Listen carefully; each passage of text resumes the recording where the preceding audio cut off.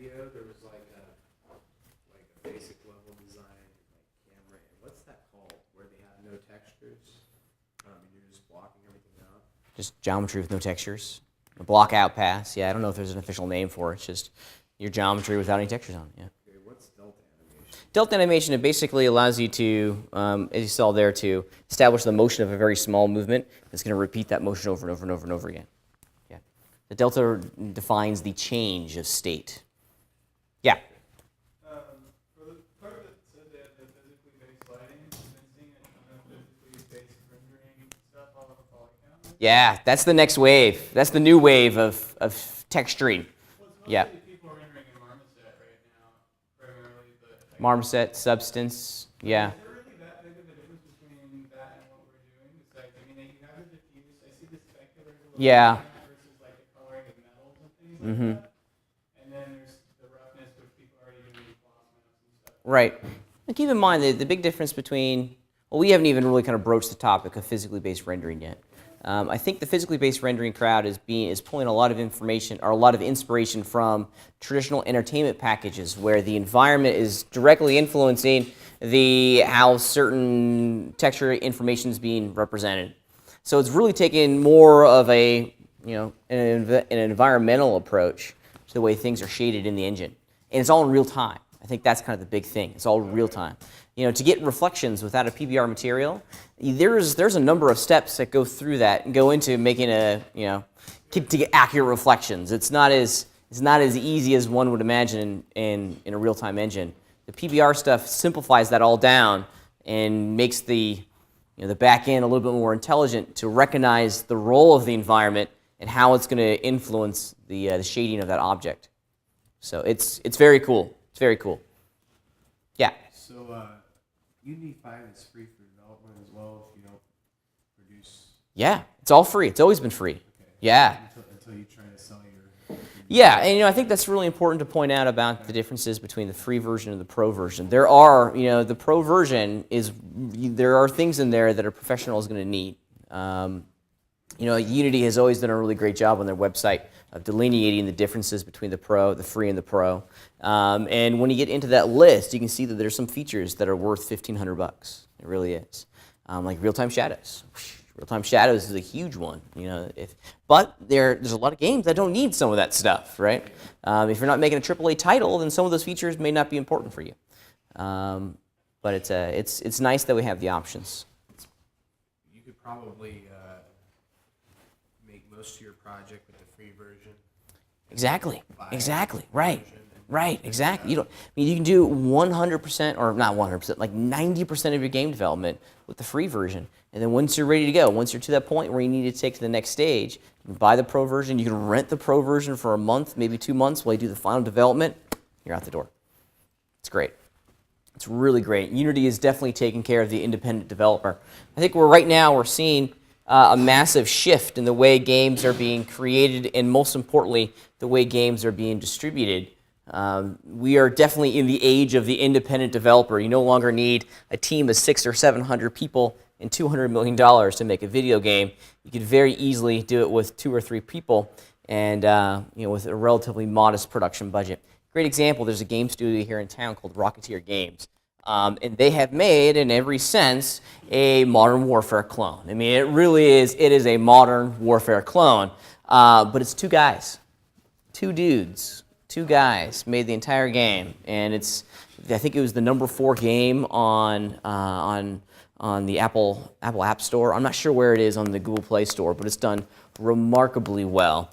They've adopted a microtransaction distribution model and financial system for their game, and they've done very, very well. I'm friends with one of the 2 guys, and he's doing really, really, really well. About a year. It actually started out, the game's called Red Crucible. The game actually started off as a tank warfare game. And then he got like 3/4 of the way through the development of this tank warfare game and did a pivot and did a hardcore, Modern Warfare clone. He had all the assets, he had all the environments, just modifying the gameplay for a first-person shooter versus a third-person, tank warfare sim. So, anyways, it's a cool game. Check it out. check it out. If you're into the whole Modern Warfare thing, it's a great alternative. I think the initial download's free, and then you have to pay for small little upgrades here and there. So Is it just the multiplayer? I believe so. I believe so. Yeah. Yeah, I believe so. Okay. So exciting time for us in the game development world. There's a lot of new things that were released this week. The conversation of game development always comes to the surface during the GDC. For those of you that are attending the conference, have fun. I was talking with a student earlier today in my office about what he should be striving to achieve and getting out of the Game Developers Conference. And I made the recommendation, just be willing to explore. Just be willing to go to the conference with your eyes wide open and see what there is to see. There's going to be a lot of energy. There's going to be a lot of conversation and a lot of exposure to some really neat things that you guys haven't seen. So I'd imagine they're probably hiring beta testers there. I'm sorry, can you say that again? They're probably hiring beta testers, alpha testers. Maybe. I don't know. It changes every year, but they're always, I know that in the Career Pavilion, they're always looking to hire folks. So, for a number of different capacities. Volunteers to, I don't know. Maybe. I would imagine. Definitely. Not outside the realm of possibility. So go have fun, explore, and check out all the fun stuff at the Game Developers Conference. So, I heard people talking about travel plans, getting down into the Bay Area. I used to work 2 blocks from the Moscone Center. I worked there for about 5 years. And personally, do not drive into the city. Do not drive into the city. Do not drive into the city. It is going to be on a Friday. You got to be kidding me? No way. In the city that morning, you're saying it's going to be real bad. Getting out of the city is going to be really bad because the conference ends, I think, at like 4 or 5, on Friday. You're going to be in the heart of rush hour traffic. Okay, rush hour traffic starts in San Fran about. Say again. Probably not too bad on the way in, though. So Way in won't be too. Well, there's always a heavy commute. About 1 million people go in and out of the city during rush hour in San Francisco. So there's always going to be a heavy commute getting in. It's getting out because everyone's going to be heading for the hills. Spring has sprung here in California, and everyone in the city is going to want to go towards the warmer weather over the weekend. So people flock out of the city and in the Bay Area on Fridays, and getting out of the city is going to be a monumental headache. So my recommendation, take BART. Best way to get in and out of the city. What I normally do whenever I go into San Francisco is I drive down to El Cerrito del Norte, which is right just east of Richmond. Jump on the BART train. Super easy. Yeah. you figure the traffic isn't clearing up until late that night. Historically, rush hour starts about 2:30 on Fridays, and it goes till about 7. Yeah. Yeah, Friday afternoons are just brutal. What's the morning rush hour? Morning rush hour starts about 5, and it goes till about 9:30, 10 o'clock. Okay. Yeah. Welcome to big city life. A lot of people. It's probably, the morning rush hour won't be as bad as a Monday rush hour because it's Friday, but it's just a ton of people still commute into the city every single day. So, and parking in the city is crazy expensive. I mean, it is ridiculously expensive, okay? Because, if you drive into the city, it's my recommendation that you park in a garage. But garage parking is expensive, okay? I mean, it's like $20, $25 a day, okay? Yeah, it's crazy. It's crazy expensive. BART tickets will cost you round trip from El Cerrito. I think it's like $7, $8. So, yeah, with free parking. I was just gonna say you gotta watch out for those meter maids too, 'cause they're insane. Oh, they are on it down there. It is, parking in the city is just not fun. I worked in the city for about a year and a half, and I probably got 12 parking tickets. Yeah. They got it dialed in down there. They know exactly how to make a ton of money off of parking, and they do. They do. They make an obscene amount. If you take the BART in, get off at the Powell station. It's a short walk from the Powell station. So it's good times. I'm jealous. I was planning on going on Thursday, but I have to be here at school. There's some responsibilities that I can't avoid on Thursday. So have fun. It'll be a good time for sure. All right. This week, we're going to focus our attention a little bit more on some different UV mapping strategies. We've spent the last couple weeks spending a lot of time in Photoshop, and while that time is going to continue, I want to spend some time revisiting some very critically important ideas when it comes to UV mapping objects that have a lot of repeating parts. Okay? So today's conversation is going to revolve around UV mapping duplicated elements. In addition, we're also going to start to incorporate the Modo painting system into our production pipeline, because we can paint in Photoshop, but sometimes it's a whole lot easier and a whole lot faster to paint details quickly on our models, physically on our 3D models in Modo. So we're going to be going through that pipeline. It's a really great pipeline. I love doing texture painting in Modo, but I want to kind of recommend some ideas and some big picture ideas that will help you. Okay.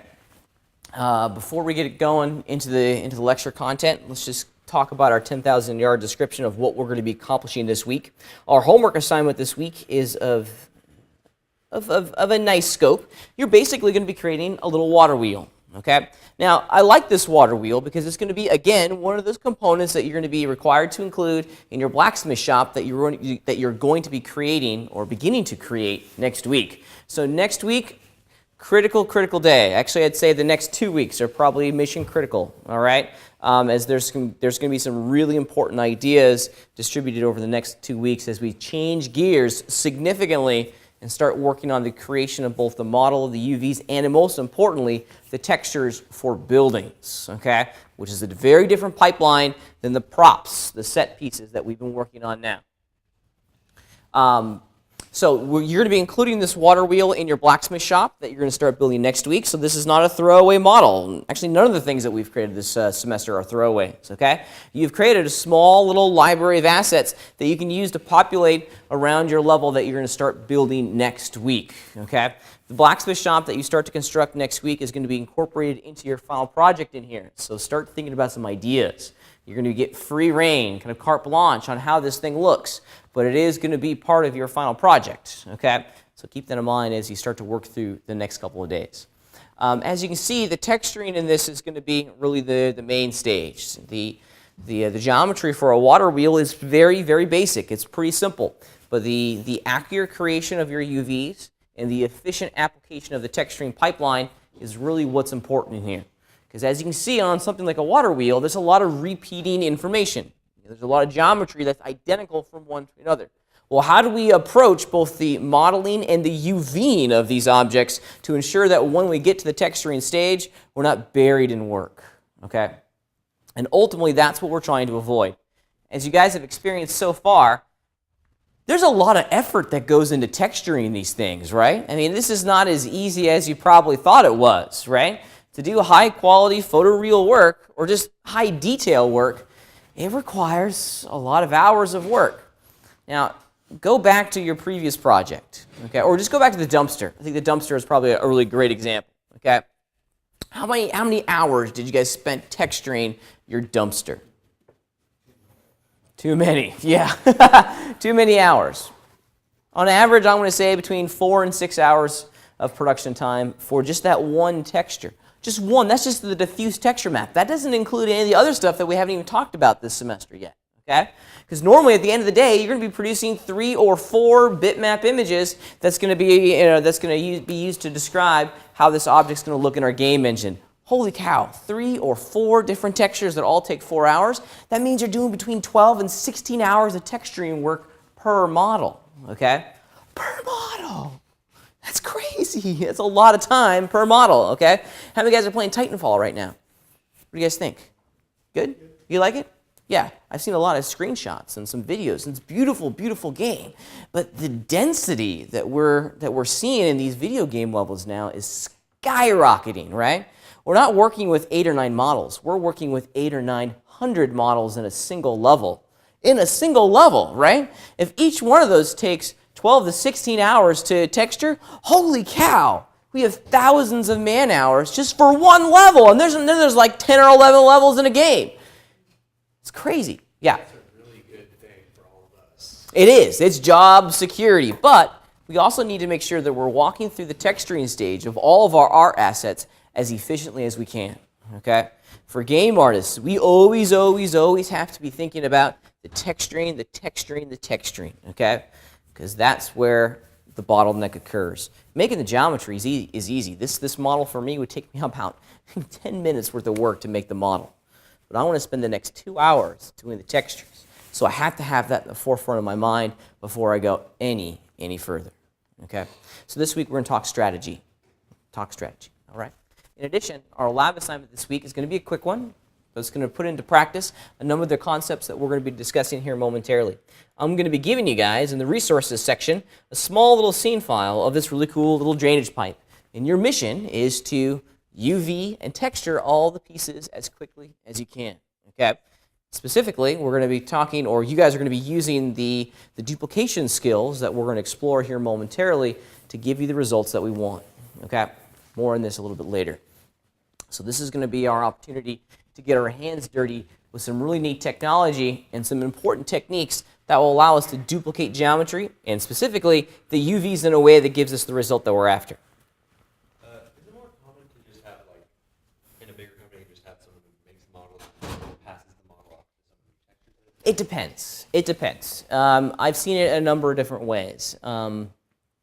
It really kind of depends on how the studio is set up. At Blizzard, for example, I know that they have texture artists, and that's all they do. That's all they do. However, that doesn't mean that the modelers don't have any influence or role in the texturing stage. Most companies that I've either worked for or have talked with, the modeler does the UVs. Okay, because the modeler knows precisely. He has the working knowledge of the geometry that a texture artist isn't necessarily going to have. Okay. The texture artist, their sole responsibility in its most simple explanation is to color in the coloring book, okay? I had to give them that coloring book. Yeah? Is it generally split up like that instead of one person being assigned to one object for like days? Every company is a little different. Like Bungie, for example. I know the environment artists at Bungie, they do everything. They do all the modeling, they do all the UV mapping, and they do all the texturing. It's an expectation that they run through the entire production. Okay? They might not be physically placing that asset in the level. That might get handed over to a level designer, but they run the full production on that art asset. Other companies like Blizzard, they split it up. So it just kind of depends on how the company is going to be organized. For you guys leaving here, it's critical that you, at the very least, be exposed to the entire process so that you can integrate into any environment that you find yourself in. Down at Pixar, if you've taken my animation classes, I preach the importance of rigging, and a lot of 3D modelers hate rigging. Well, I tell people down at Pixar, if you make the model, you make the UVs, and you also make the rig for the darn thing. Okay, the rigging tools are something we can't ignore if you're trying to get into the entertainment world, as is the texturing stage, critically important for you guys trying to get into the game world. So we want to be able to basically do whatever they ask, whatever our developer asks. Yeah. Going forward, you want to have a tool set that's attractive. People, here's the cold, hard reality of the situation. Modelers, you're a dime a dozen. Okay, and seriously, dime a dozen out there. Really, I mean, there are thousands upon thousands of 3D modelers. It's easy to make shapes, right? But what's going to separate you from the pack is your ability to do all of the UVs and all of the texturing. Okay. And that's why I spend so much time preaching the importance of UVs and textures, okay? Because I know that's what's going to make you special. All right.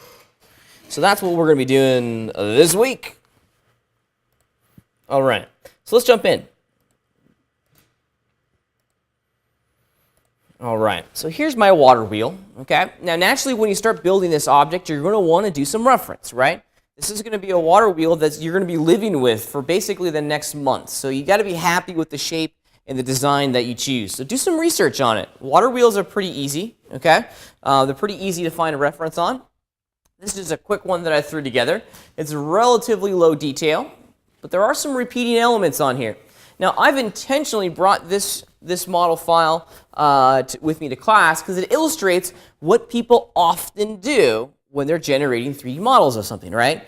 Which is they go through the entire modeling stage first, right? How many guys do this? You model everything, and then you think about UVs. Yeah, a lot of people do, and it's an unfortunate situation that people find themselves in because we get really excited about modeling. We want to get in there. It's like, yeah, we're gonna make a water wheel, and we just want to just make the damn thing so we can see what it looks like, right? And then once we're happy with it, we kind of, we take off our modeling hat and we put on our UV mapping hat, right? And then we start thinking about how to approach the texturing stage. But is that a problem for us? Absolutely, because look at the geometry that I have on the screen right here. There's a lot of repeating elements that are identical geometrically, specifically the little radial arms that are coming around the center posts of my water wheel. These little fin jobbers, these actually catch the water and force the wheel to turn, right? Those are all identical to each other. It's just a cube that I did a radial array on, right? But now, I need to make UVs for them, right? Now I got to make UVs for them. No good, right? Because what am I forced to do? Yeah, each individual one. I got to break out the model and basically deconstruct it into a whole series of individual UVs. And I got probably, I probably got 16 or 24 of those silly little fins that I have to individually UV map. If each one takes me 5 minutes and I got 20 of them, I'm now spending an hour and a half UV mapping the exact same shape over and over and over again. If I was your supervisor, I'd go, stop. You are wasting production time, okay? You're wasting production time in a process that should have taken you 2 clicks, okay? Let me show you the really awesome thing that we can do inside of Modo. There's some really neat ideas that we need to honor and put at the forefront of our production mind. Whenever we're establishing a shape, we need to look at the reference, okay? Now I have some reference images here that I brought with me. Excuse me, it looks like I closed down the window. Okay, I always do reference. It doesn't matter how big or small my project is. I always do reference, reference, reference, okay? The reference is going to be the guide for everything that I do here. If anything, it just kind of gives me an understanding of both the role of this object and the space that it's going to populate. Okay. One of the things that I do during the reference kind of stage is I start to wrap my head around the parts of this object that are going to be duplicated over and over and over again. If you really start to break down the objects that people make, okay, we like repeating patterns over and over and over again, right? There's a certain amount of comfort and stability that we find in naturally repeating patterns. Most of human-made designs has a motif, a concept that's duplicated over and over and over again, right? Well, we need to zero in on those elements and see if we can break our model into a whole series of component pieces that will allow us to ultimately duplicate them in an intelligent fashion. So I try to highlight in my mind at the very least, and sometimes I even go as far as printing these out. I've even, just to kind of, we have to turn into like mini subject matter experts on our models, right? We have to know exactly all the component pieces before we can start making 3D models of them, right? So I've even gone out to the extent of printing things out, and I've taken highlighters and say, okay, this is going to be a repeating element, this is going to be a repeating element, and I just start to focus my brain on what this is going to look like in the computer as I start to approach the modeling stage. The more prep work that you do now, the easier this entire thing is going to be here momentarily, okay? All right.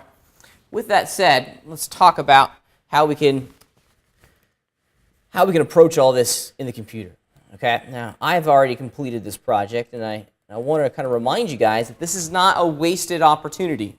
If you've done this, and I know a lot of you guys have, it is worth your time. Trust me, it's worth your time to delete the repeating elements and to redo them. Okay, it really, really is. I know that kind of sounds blasphemous and crazy. What, you want me to delete portions of my model? Yes, and here's why. Okay, for example, let's take these little boards that are going around the outside here. Now I modeled this object around the origin of my scene. So they're all just a simple radial array. There's like 6 of them here. 1, 2, 3, 4, 5, 6. Yep, so it's easy number to remember, just 6. Okay, they are in every sense identical to one another. However, if we were to start to go in and generate the UVs, I mean, there's just, to do them on all 6 would just be a monumental pain in my rear end.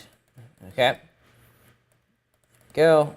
Let me just There we go. So there's the, use UV unwrap here, get a really solid result. Then you can use orient pieces to get them all upright, okay?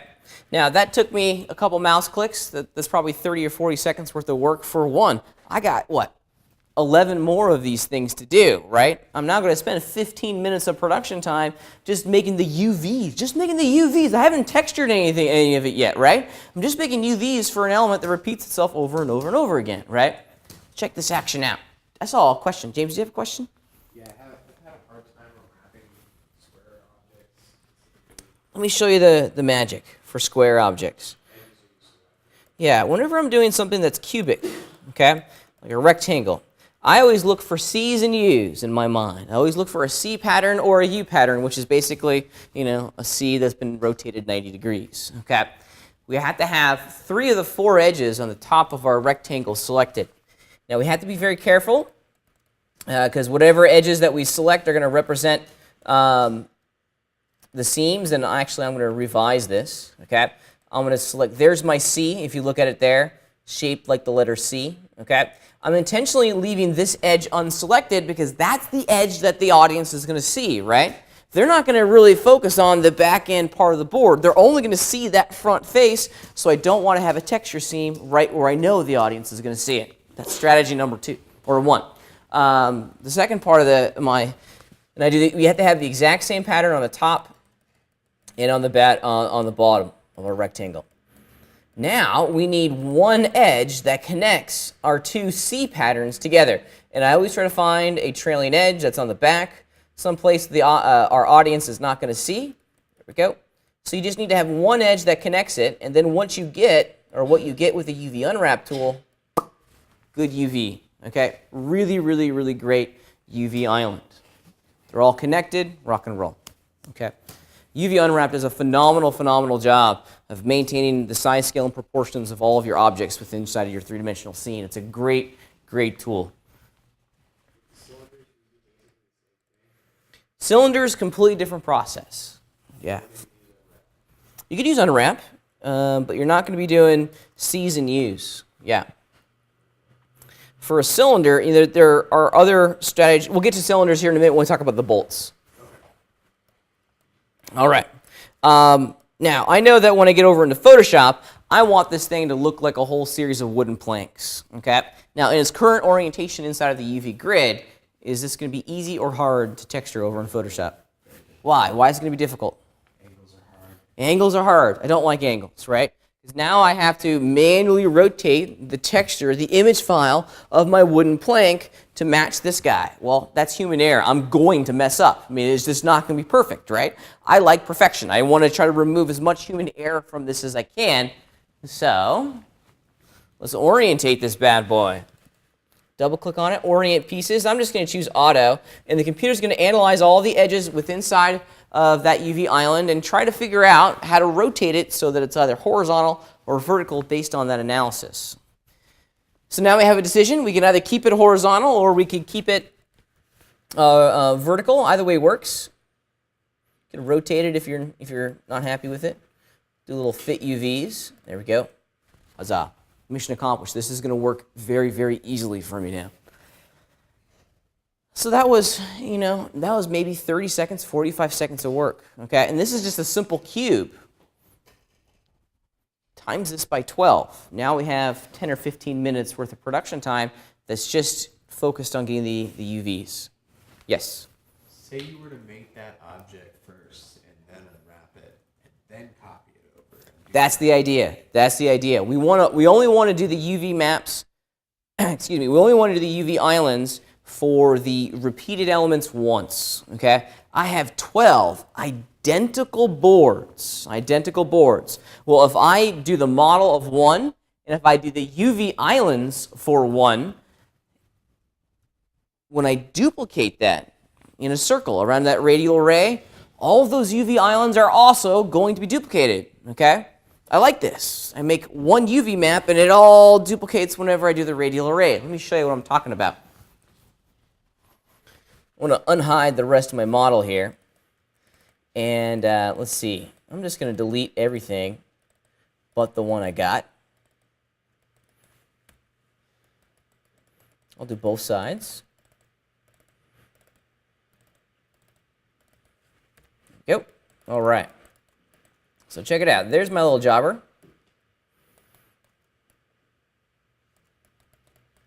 All right. Now, if I just select that, let's just bring up my duplication tools.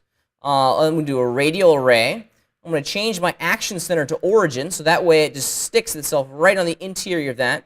And let's see, I want it around the Z. Excuse me. Yeah, I did way too many, so let's bring this back down. Oops. Meant to do 6. There we go. And now I'm back to where I was. Okay. Awesome. Now look what happened over here in my UV island, or my UV map. Okay. What's different?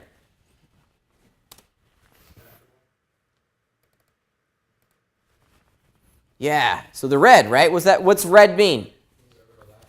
Yeah, we got separate UV islands that are physically right on top of each other, right? If you did this by hand, tried to do it by hand the hard way, you could end up with every single one of those slightly off. It's going to be slightly off. They're always going to be different, okay? They're always going to be different. This is the only way to ensure that all the UVs are generated at the exact same time that we need it, and all the UVs are identical from one to another, okay? The consistency here is really what's important. And I've just saved myself about 15 minutes worth of work, okay? Now, when I have UVs that are overlapping like this, what does that ultimately mean at the texturing stage? They're all going to be identical. So that's another consideration that we have to honestly think about. Do I care that all of my boards are identical to one another? It's an important idea, right? Do I care? Do I care if all the boards are identical? In this case, I'm going to say, no, I don't care. Why? They're the same thing. Huh? They are the same thing. They're the same thing? Okay. They are the center of focus. How many times do you guys walk around, Skyrim or something, and you like stare at the water wheel and go, oh, wait a minute, all the boards are the same, right? No, you don't do that, right? Because it's not important, okay? This is the detail, okay? This is a detail that the gamer is not going to see. We can get away with murder in the game engine. We really can, okay? This is the great thing about, the great thing and the bad thing, if you will, about working in the game world, right? We can duplicate things and people aren't going to necessarily see it, right? Because the gamer's in control of what they choose to look at. They might just blow right by. It's kind of the unfortunate, sad thing about being in the game world too. You spend all day working on an art asset that no one's ever really going to see, right? That's a bad day right there. Anyways. If you made everything totally different, if you made a number of them different, I think they might notice that they're different. There are ways to kind of suspend disbelief. Yeah. The boards would say split right in half. Yeah, absolutely. But you also got to keep in mind the quality of this. Okay. And this is the other big picture idea that I would like you guys to start really thinking about. How are the size of my UV islands going to drive the quality of my end texture? If I had 12 independently placed UV islands for all of these boards sitting in my texture, well, let me just mirror this geometry across the x-axis real fast. Let me just do a mirror, action center, set to origin, across the x-axis. What's going on?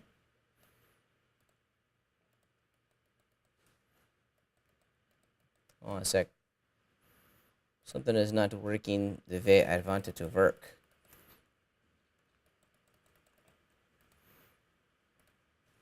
Did places at the origin, right? Yeah, okay, let's try it again. Mirror, action center set to origin, clicky click. No, it's just choosing not to behave at the moment. Why is that? That's kind of frustrating. Here, I'm going to manually do it just to keep the conversation going.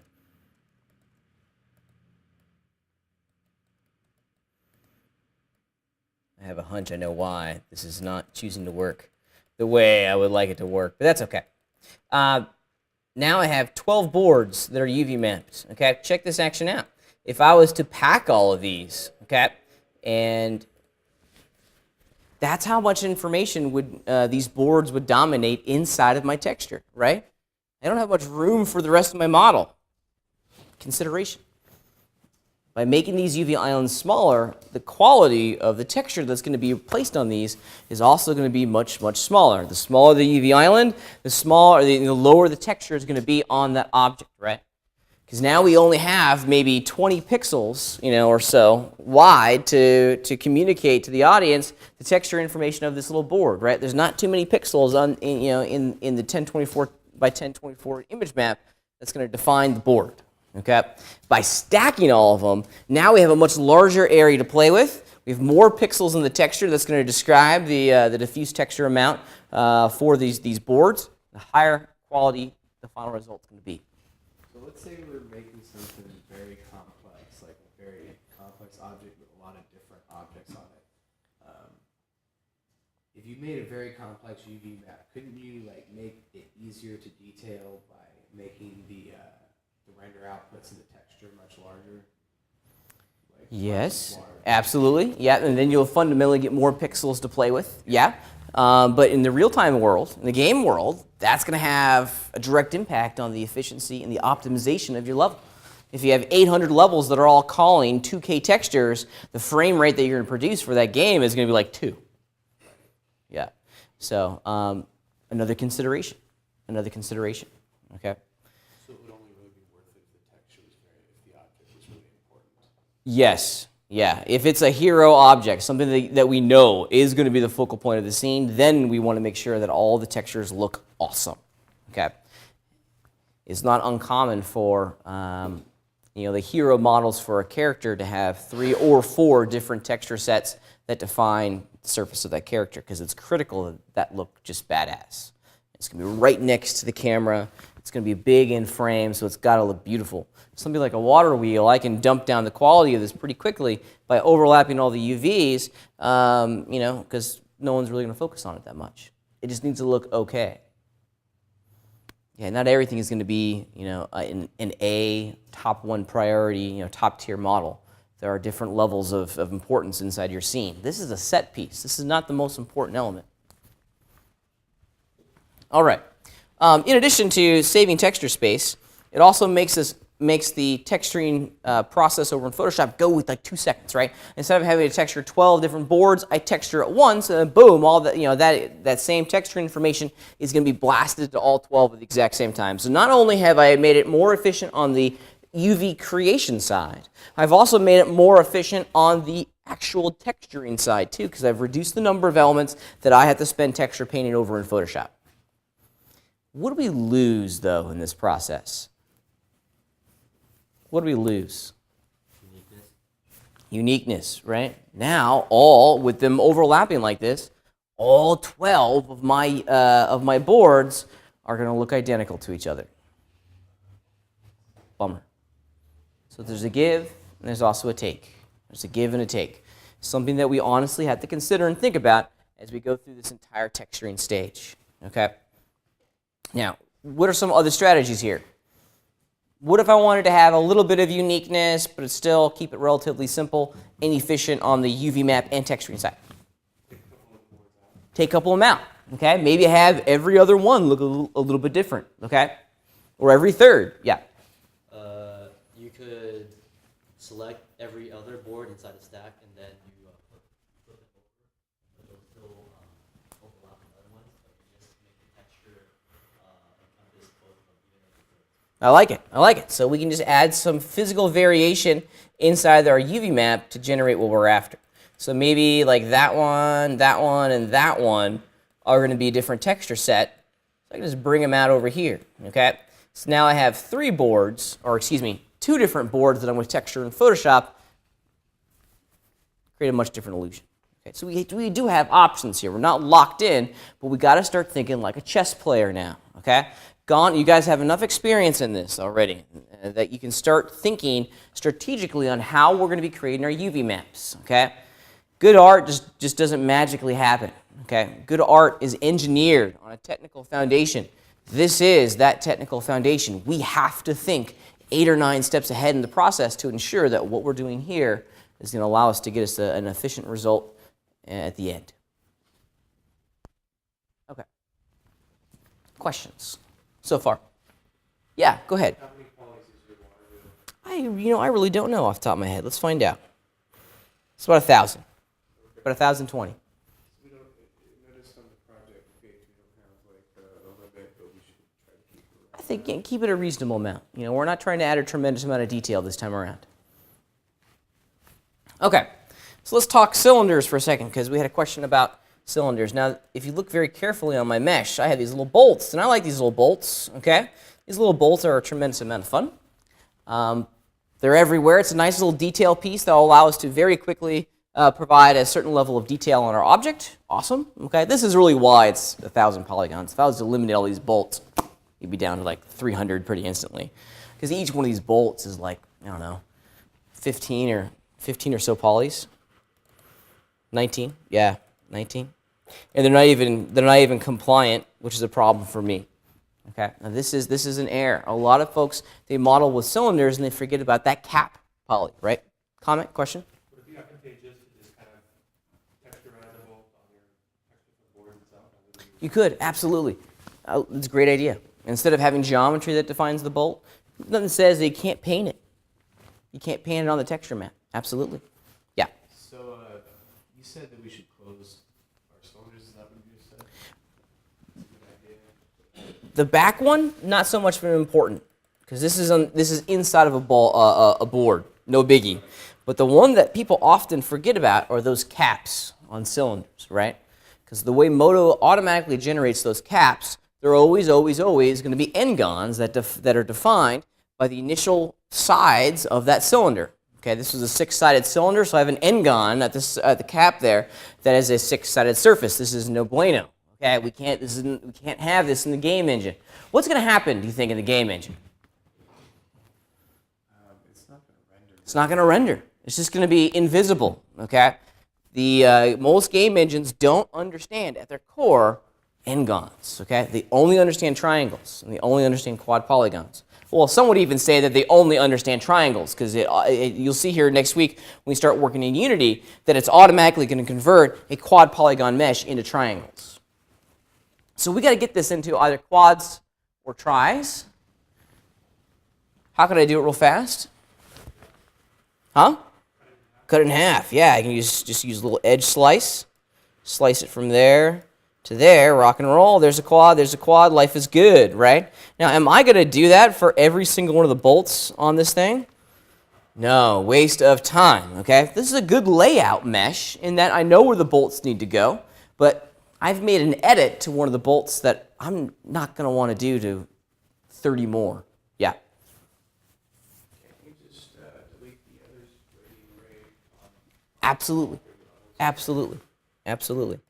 What I'm really kind of suggesting that you guys start to think about is how the UVs, or how you're going to make all the UVs as you're making the model, okay? This is what I don't want you guys to do anymore, where you make the model in its entirety, and then you change gears, and then you do the UVs, okay? Make the UVs as you go, okay? It's going to be a whole lot easier. Trust me, it's going to be a whole lot easier, okay? And then at the end of your modeling session, boom, UVs are already made, okay? And that way you don't have to go back in and reverse engineer your model to get the result that you want. All right. So we are going to do some duplication. Let's just talk about how we can construct all of the UVs for a cylindrical object. Now let's talk strategy here. What tools or what UV tools are we going to use to create the UVs for this bad boy? Now it's a cylinder. It's a cylinder. It gives us some challenges here. Let me help you guys out. As with everything in here, we have to start thinking about what the gamer is going to see. What is the audience going to see? Yeah, they're going to see the front of the bolt. So if I was to take my cursor here and highlight the series of polygons that define absolutely what the gamer is going to see, these are the most important polys, right? Because those, we know beyond any reasonable doubt, the gamer is going to see cleanly on the model. So those are the most important one. Those are the priority A polygons on this object. So with that said, what's our UV approach to this?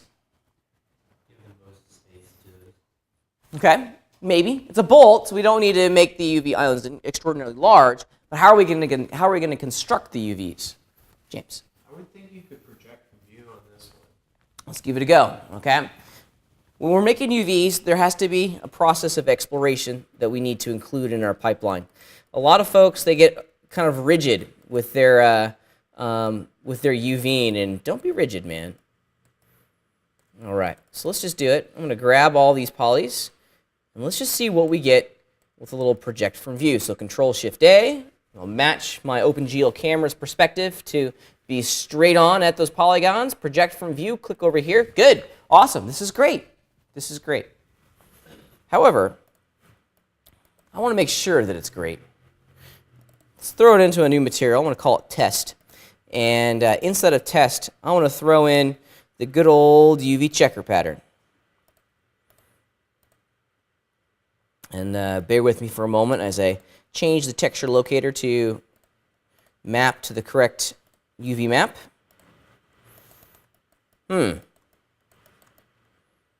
It's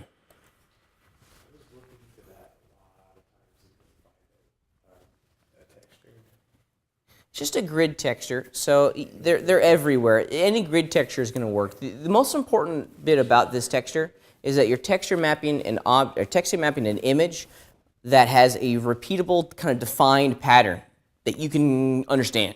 Grids are the easiest, because we can understand and very quickly see where distortions in that grid pattern are taking place. Use the unwrap tool Z Why? to get rid of the stretching on the. Yeah, that's where we're going here. Look at the way the UVs are stretching that grid pattern on our texture. This is no good. Look at this. Look at the GO3. That's horrible. Look at the F and the E. They're being completely stretched out. Boo. This is bad, okay? We want to try to resolve this as best we can, okay? The true hallmark of a professional is someone who spends time ensuring that their UVs are distortion-free, okay? Now, let's talk about why they're being distorted, because there is a method to the madness. As I mentioned earlier, the goal with UV mapping in general is to ensure that what we create on the UV side matches the size, scale, and proportion of their 3D counterpart. Now, I've selected that top polygon on my bolt. Analyze its shape. Just look at that shape for a second on the right. Now, look at its counterpart on the left. What's wrong with it? Which one, in which way? Yeah, the one on the right has been squished vertically, right? It's much thinner than the one on the right, okay? I need my UV to look as close as it can to its 3D counterpart, right? That's where all the distortions are coming from, is that they're not physically the same shape. So let's talk about some ideas that we can employ to resolve this distortion. And unfortunately, there is no perfect answer in this. But there are different ways that we can get a better solution than what we currently have. Yeah? Could you select all of those and make them gross? That one looks the same. Yeah, absolutely. Okay, so I like using Project from View as it allows us to get very, very quick UVs, right? It's a great tool, just a snapshot of our polygons in UV form. However, if we look at the snapshot that was taken, it shouldn't be too much of a surprise that we didn't get the result that we want, right? Control-Shift-A, and I'm just going to turn off that texture. Now look at the polygons over here, and look at the UVs, right? Perfect, right? They look identical in the current form, but we're getting some distortions. Why? Why are we getting some distortions when we use Project from View? Yeah? Because of the height of the centerpiece there. Yeah, and I think more specifically it's because of the slope of those side polygons, right? What the computer's not taking into account is the slope, the depth, the Z depth, and the perspective distortion that the Project from View tool is not eliminating, okay? What we see on the screen here is not a true representation of the size, scale, and proportion of all of our UVs. Okay. I want to show you a really great trick. These are awesome. These outside ones, these are perfect, right? Boom, look at the distortions here. But look, there's no distortions. A perfect grid going around the outside. I want to show you a great power user trick. Okay, I want to keep those UVs. Those are great UVs. But I don't want to have to UV map them ever again. But I need to edit that second ring on the inside. Check it out. These are a great tool, a great option. You can find it in the Move tool. and it's tear off, okay?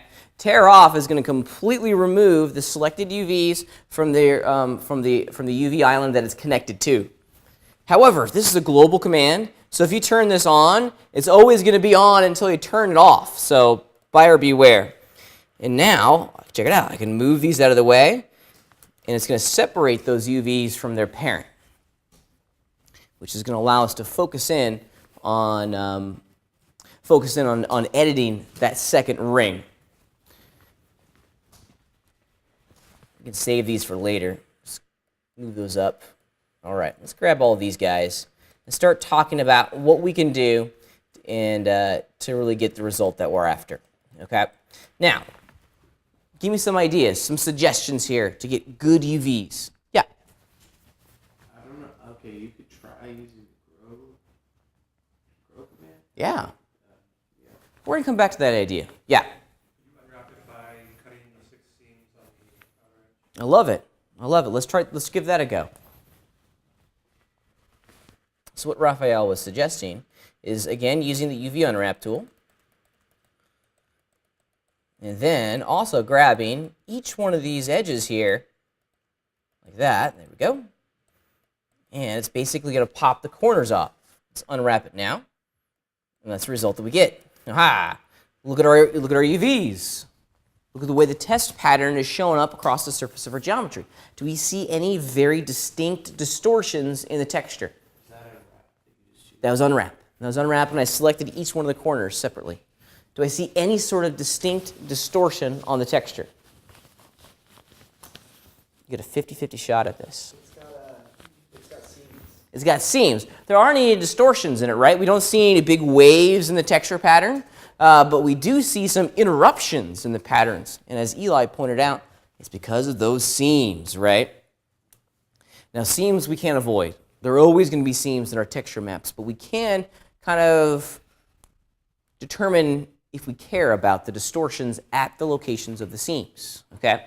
What the UV Unwrap tool has given us right now are really, really, really fantastic representations of the size, scale, and proportions of those UVs, or excuse me, of those polygons. I think UV Unwrap does the best job of preserving the size, scale, and proportions of the master polygon. If you look at what was created on the right in comparison to its original form on the left, or excuse me, the original form on the left and what was created on, you know what I'm talking about. Original polygon on the right, what was created on the left, they're identical, okay? They're absolutely identical. UV Unwrap does the best job, in my opinion. However, we're getting all these seams. This is not exactly what I want. So is there a way to get what we want a little bit quicker? And the answer is yes. And it requires us to think a little kind of existentially, okay? We have to think about process. I'm going to duplicate this bolt just so we have a comparison between what I have now and what's going to be created here momentarily. So just hang tight for a second as I make a copy of this. So copy, paste, grab the move tool, just bring it down. Okay. The bottom or the top one is going to be this guy. And the bottom one, I'll put down there. Okay. All right. I want to do this. I want to do another project from view on this bad boy. So kind of going back a step and doing what we did earlier. Project from view, clicky click. Let me just move the UVs down so we get what we want. Okay. Now, if you look carefully here, you know, the size of our UV islands or the shape of our UV islands generally matches what they should be. It's just that the proportions are not what we want them to be, right? If we were to look at maybe the pure top or the pure bottom UV here, you know, this edge, I mean, this trapezoid shape basically matches the trapezoid shape on the model, but this edge is far too high. What if I was to bring it down lower? We'll see what we get, right? It's a great idea. I'm going to go into my edge selection mode and select all of these outside edges. And I'm just going to scale them up.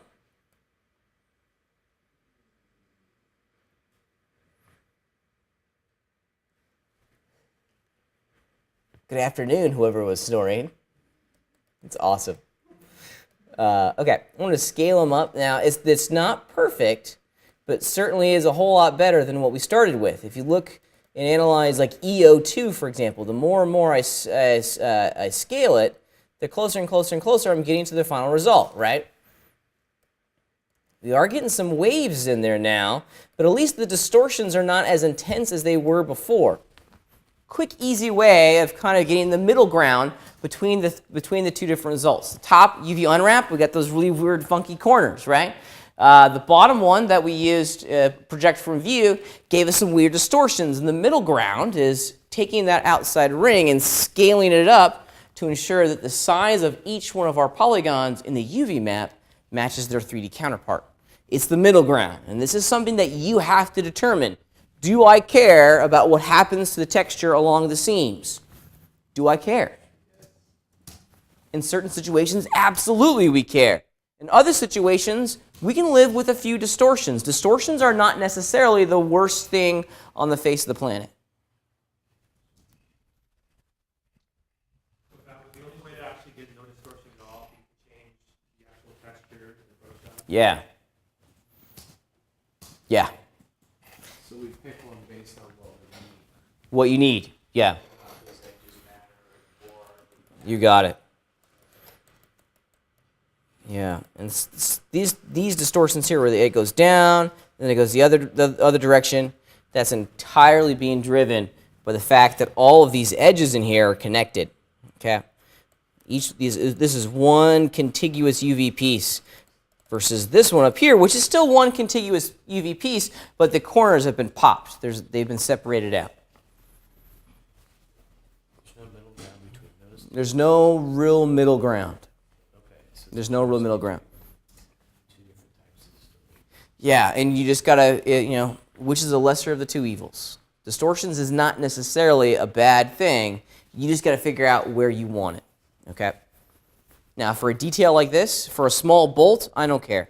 I'd rather have something that's easy to texture, like the bottom one, and just live with a little bit of variation. Because what's gonna go on this? It's gonna be a metal texture. It's not gonna be a grid pattern, right? No one's ever gonna see a small little wave in the metal pattern on the bolt. You're not gonna see that, right? So we can live with it. If this was a wood grain, then I would take a second and pause about this for a second. And really kind of see, I'd do some tests before I go any further. I'd do some tests with some wood grain patterns to see if you'd see the distortions. seems like if you're doing wood grain, the edges not matching up might make sense. Yes, absolutely. Absolutely. Okay. Okay. Let's unhide the rest of this bolt. We'll continue working with this guy. And let's continue to talk about how we can unwrap this this thing in its one piece. Now, I have some really good UVs here that I want to continue to use, okay? But if you look at what we have, let's just re-UV map this entire thing. Control-Shift-A, Control-Shift-A. We'll do project from view, clicky-click, okay? Now, we're kind of back to square one here, but keep in mind, I can just grab that edge loop, scale it up, reduce some of those distortions, and we're on our way. That's better. It's much better.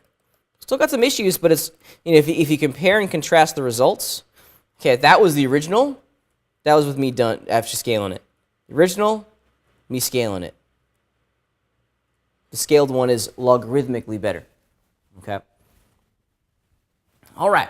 But what about those outside guys? What about that outside ring of polygons that's wrapping around the exterior of our model? Okay. What about these guys? How are we going to be able to make UVs for these fellers in here? Give me strategy. Yeah. Use unwrap, but we already have UV information for the front. Hide unselected. Okay. And I like the way you're going with this. So you could make UVs for each individual piece. Absolutely. Okay. I want to show you two different things. I'm going to show you the project from view method, and I want to show you the UV unwrap method because they both give you pros and cons. Okay, they both give you some advantages and some disadvantages. Let's do the project from view method first, since that's the one we've been focusing on over the last couple minutes. And check it out. I'm actually going to do something like this, and I'll do Control-Shift-A, and I'll project from view. Oops, project from view. Boom. Awesome. Now I have UV information for everything. Yowzas. Yeah, some pretty massive distortions. So what are we to do? Scale the edges. Doing that radial scale, is going to give us some really nice results. This is where having an OpenGL viewport of your perspective viewport of your geometry open at the exact same time as your UV grid is so important, because it's going to be very difficult for me to select edges here. It's going to be very easy for me to select edges over here. So I'm going to select that edge, and that edge, and let's just do some scaling, man.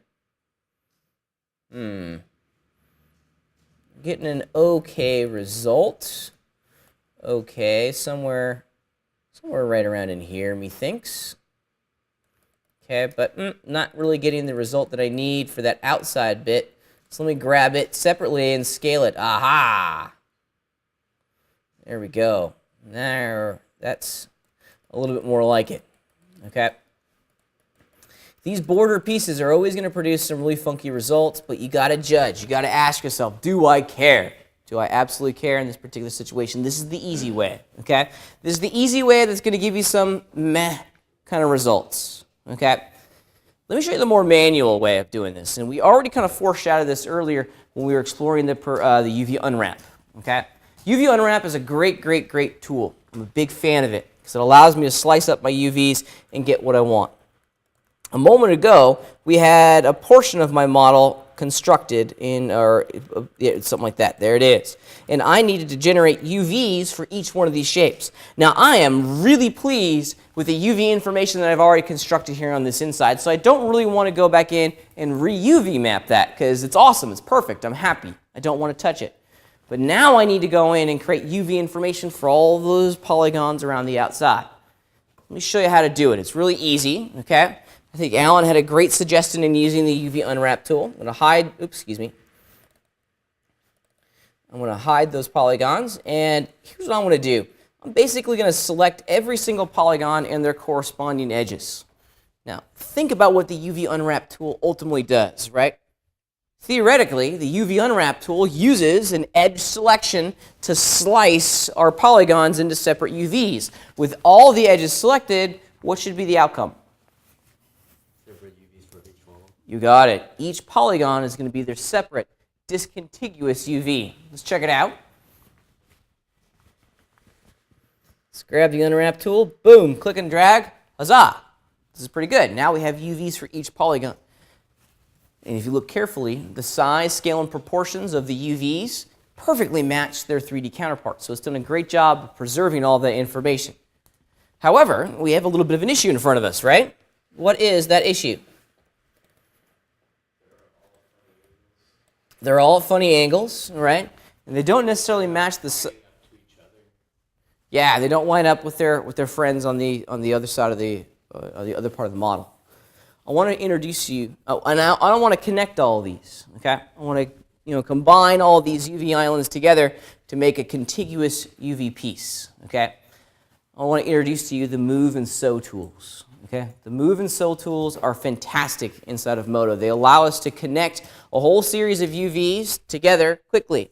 But I remember when I first started working with the Move and Sew tools, that it was kind of confusing as to what precisely the computer was going to do. And then I figured it out, figured out the method to the madness, and now it's really easy for my brain to decode precisely what Modo is accomplishing. All right. I want to do this. I want to move, or I'm going to flip my selection and grab all those pieces and just drag them up. Okay. So here's what I want to do. I want to go in my edge selection mode, and I want to select that edge. Notice on my screen here that the edge that I selected now has produced a purple selection on a different polygon, right? What is that purple selection? the matching edge. It's the exact same edge on the other surface, right? Because every polygon on a contiguous piece is probably going to share one common edge with another surface, right? So the purple one represents its connected neighbor, okay? To illustrate this even further, if I go into my polygonal selection mode, basically what I'm doing here is there's that polygon, but check it out. That polygon shares an edge with that polygon. In edge mode, we're illustrating that relationship. Yeah? It's an open bracket key, or open braces key, excuse me, the one next to the P key. Okay, where's it going with this? Totally derailed me. Thanks, Raphael. Okay, so we need to connect these two together, okay? And it's really easy to connect all these pieces. We're going to be navigating into the Move and Sew section of our UV toolbar.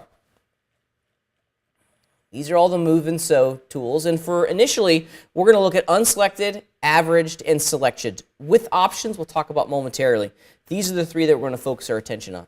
Now, in Modo, what is the color of something that's selected? Yeah, that yellowy orange, okay?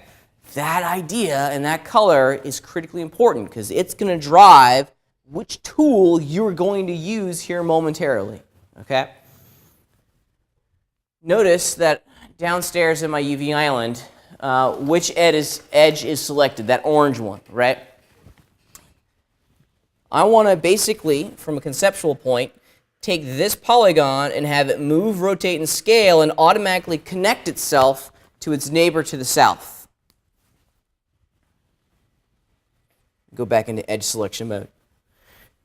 The tool that I'm going to press here, or the command that I'm going to press, is going to determine which one of these elements is going to move, okay? And this is the way my brain thinks of it. If I was to hit the selected button, I'm going to be moving, so this one right here. If I hit selected, the selected edge and its contiguous UV pieces is going to stay stationary. It's not going to move, okay? It's going to stay exactly where it is, and the unselected polygon is going to automatically move, rotate, and scale and connect it to its neighbor, okay?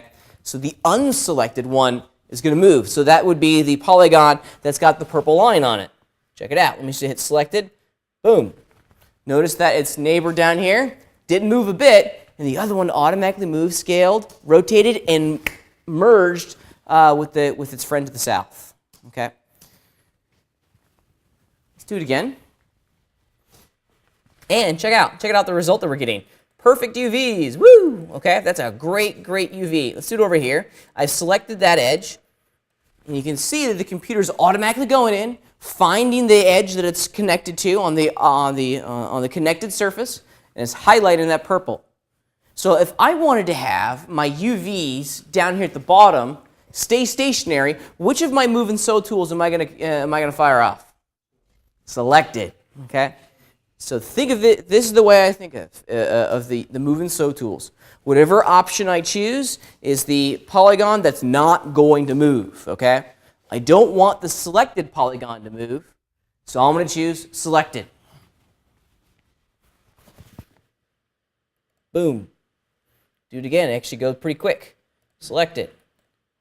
Selected. You can see all these pieces are sewing themselves to that parent UV. And now we have a really good UV island. Yeah? Is it possible to sew all the pieces at once? Yes and no. In certain situations, absolutely. Let's find out. Let's find out. I want to hit undo a handful of times. Let's just see. In certain situations, it works really well. In other situations, it gives you funky results. And in that situation, it gave me a funky result. This is not exactly... The computer got confused as to which edge belonged to which one. What if we did something like this, where the edges have been broken up by an empty selection? There we go. Rock and roll. Yeah. It's possible to get that same end result by using a drop tool, but something that seems Absolutely. an edge, but not a center. Absolutely. Yeah, you can do this all in one unwrap initially. Yeah, which is very careful edge selections.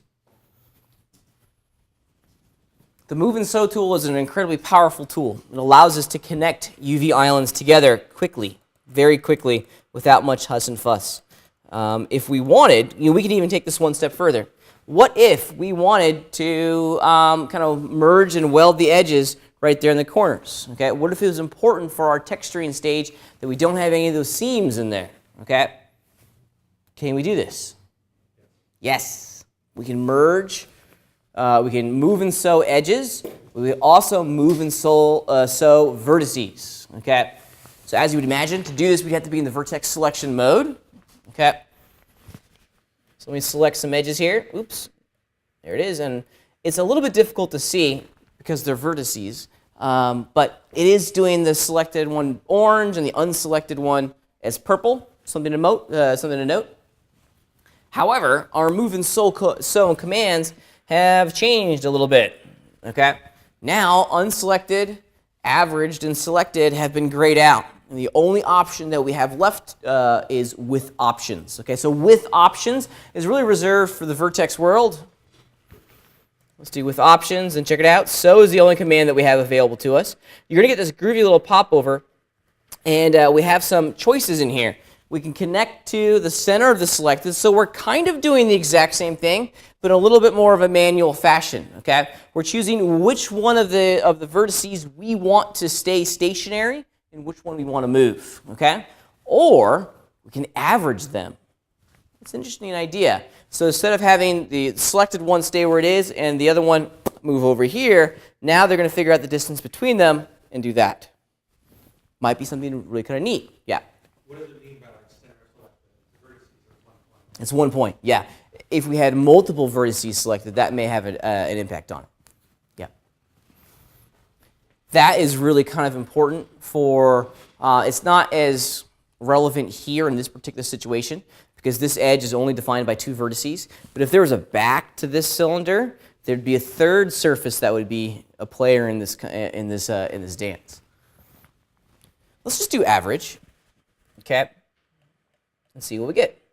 Boom. And it moved both of them. It moved both of them and welded it together. And now we can do this all the way around our mesh if we'd like.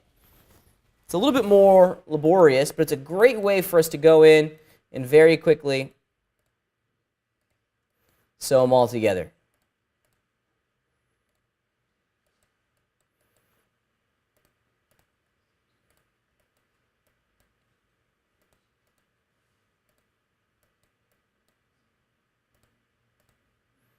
Ta-da! Now it's all one piece. Okay. Ultimately, you get a very similar result to that of which you got with Project from View, but another strategy, another tool, and another technique that you can put inside your toolbox to get the result that you're after.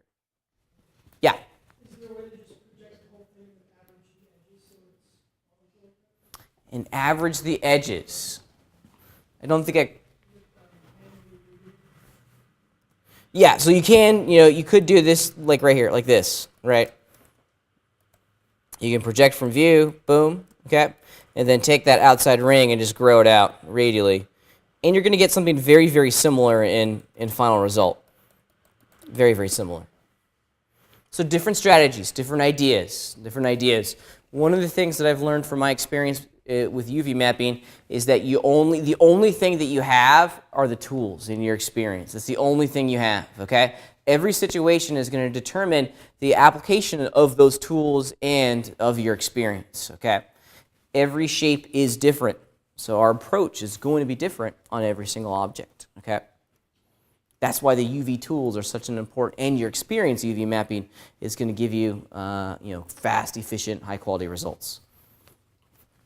You do something that's excessively complicated, like character. Totally different strategy for characters. Totally different strategy for characters. Yeah, completely different. Completely different. Yeah. With a character, think about, for a character, in my mind, what you're always trying to make is a mask. You're trying to make a mask that goes over someone's head. But think about where the seams are going to have to be created on that mask to lay the pattern of that mask perfectly flat. With characters, it's entirely UV unwrap. It's the only way to do it. You can't really use project from view. It's all UV unwrap. Okay, questions? I bring up the, oh yeah, go ahead. I was just gonna say, for a character like, a protrusion like a nose or something in the eyes, how would you put a seam there as well, or you just kind of flatten it out? Not in, yeah, you want to flatten it out. Now with the nose, because wherever there's a seam, the audience is going to see that seam, right? So the noses, the eyes, it's all one piece. I think actually probably the best way for me to illustrate a character's UV map is just to load a character. You guys down at Luxology have given us some really fantastic characters. I think this one has the UVs.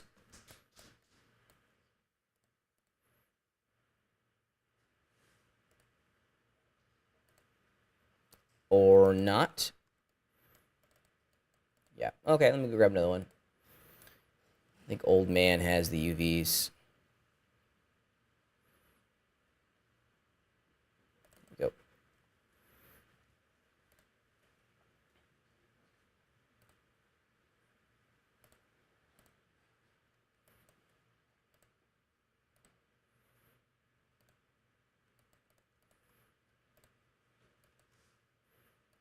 Yep, there it is. That's what UVs for a character looks like. It's the face ironed out, yeah. Huh? Seems a little laborious. It's not as bad as you think. The UV unwrap tool does a really great job. What's important about characters is just finding the right combination of edge selections. I think if I remember correctly, the technique is you always want to select like 2 or 3 edges right along the center of the forehead, and then you get a seam going down the back, and then you get a seam running along, you know, kind of the collar line of a character.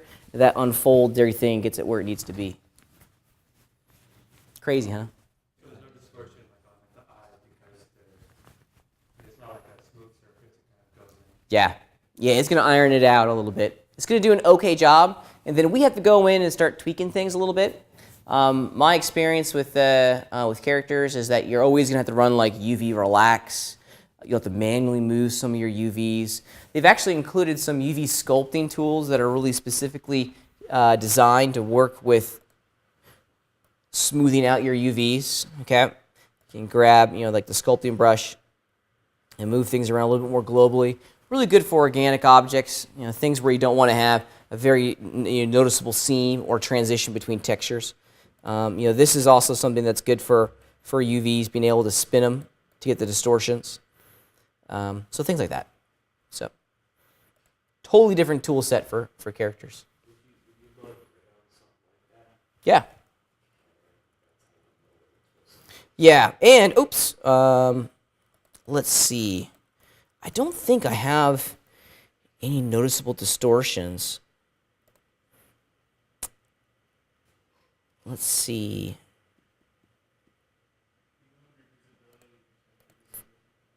There we go. So distortions, this allows you to kind of visualize where there's going to be problems on the mesh, okay? Blue, I think, is, red is obviously bad. I think blue is good, and then green means something else. But it's a really quick way to kind of say, okay, I need to work on some stuff. There's going to be some distortions up here on the forehead. Let's just see what it looks like when I throw that checker pattern on. I don't even know which.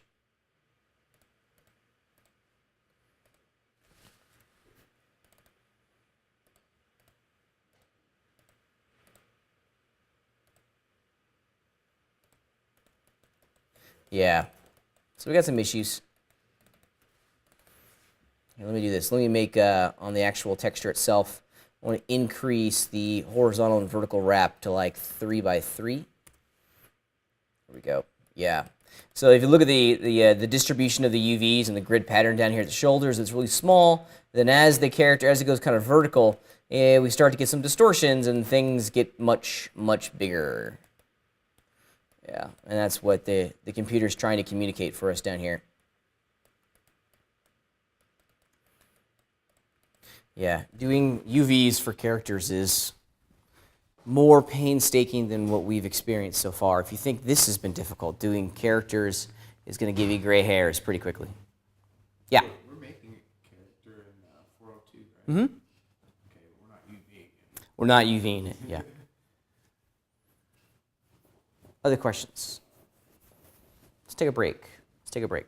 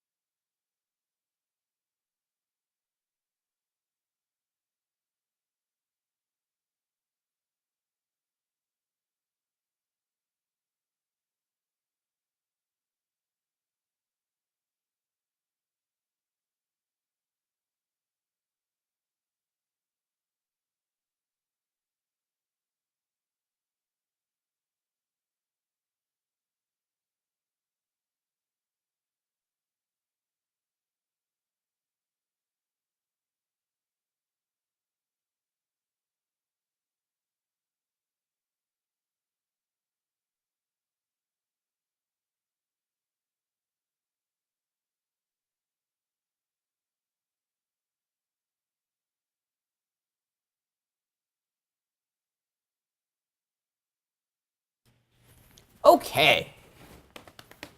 Good timing, Quinn. Just get started. Okay, so a couple things I want to talk to you guys about.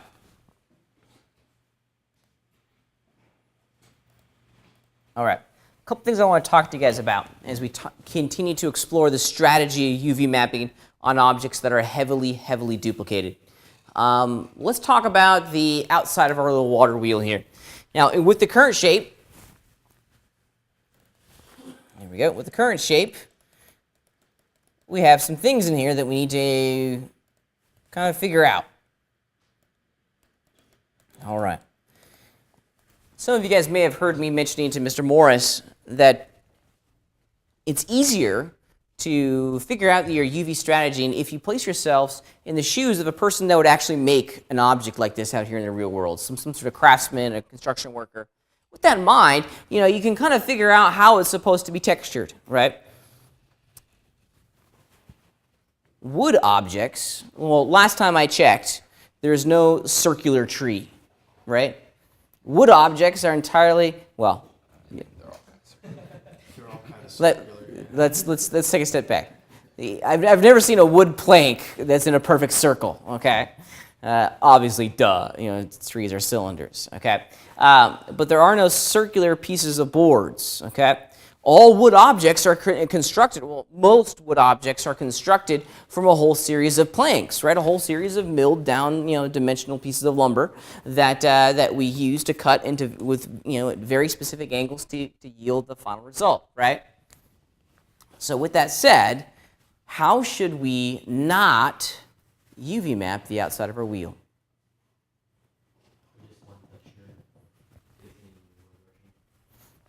No. Think strategy here. What's the knee-jerk reaction, given our previous conversation about the cylinders? What's the knee-jerk reaction on how to create the UVs for this object?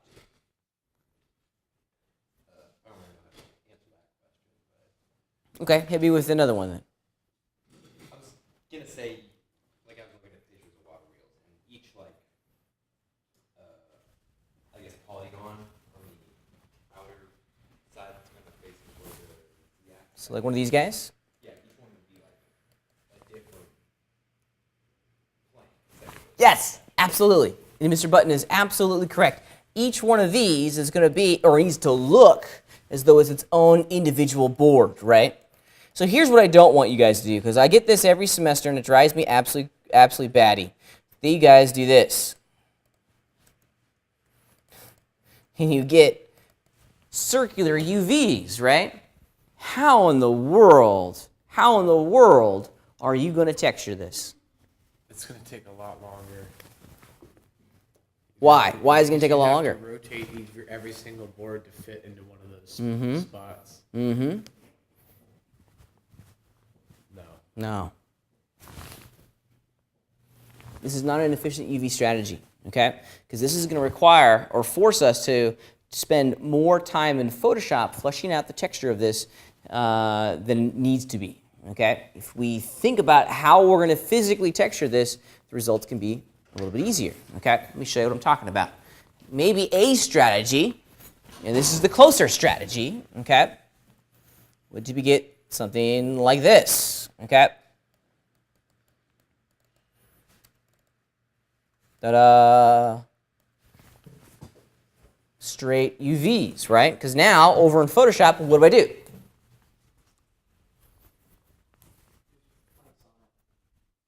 Just take one image of a wooden plank, or maybe a couple different images of wooden planks. I can rotate them all horizontally at the exact same time, throw it on the UVs, fill the interior of my coloring book with some awesome photographic detail, done, okay? 2 seconds, okay? Really, really easy, really, really fast, very efficient as we walk through this. Now, is this the most accurate result? No. Why not? Because what doesn't it give us, Mr. Button? Not sure. Your earlier answer. It doesn't give us the illusion of individual planks, okay? So, and I even brought an example here to show you what I don't want you guys to do, okay? Because this is also something that is given to me every single semester, okay? Okay, check it out. I have one, so here are the outside face polygons. That's the outside face polygon of my water wheel, right? If you look at the way I've chosen to texture this inside of Photoshop, it's all one straight plank image, right? It's just one texture in Photoshop. And what do we get?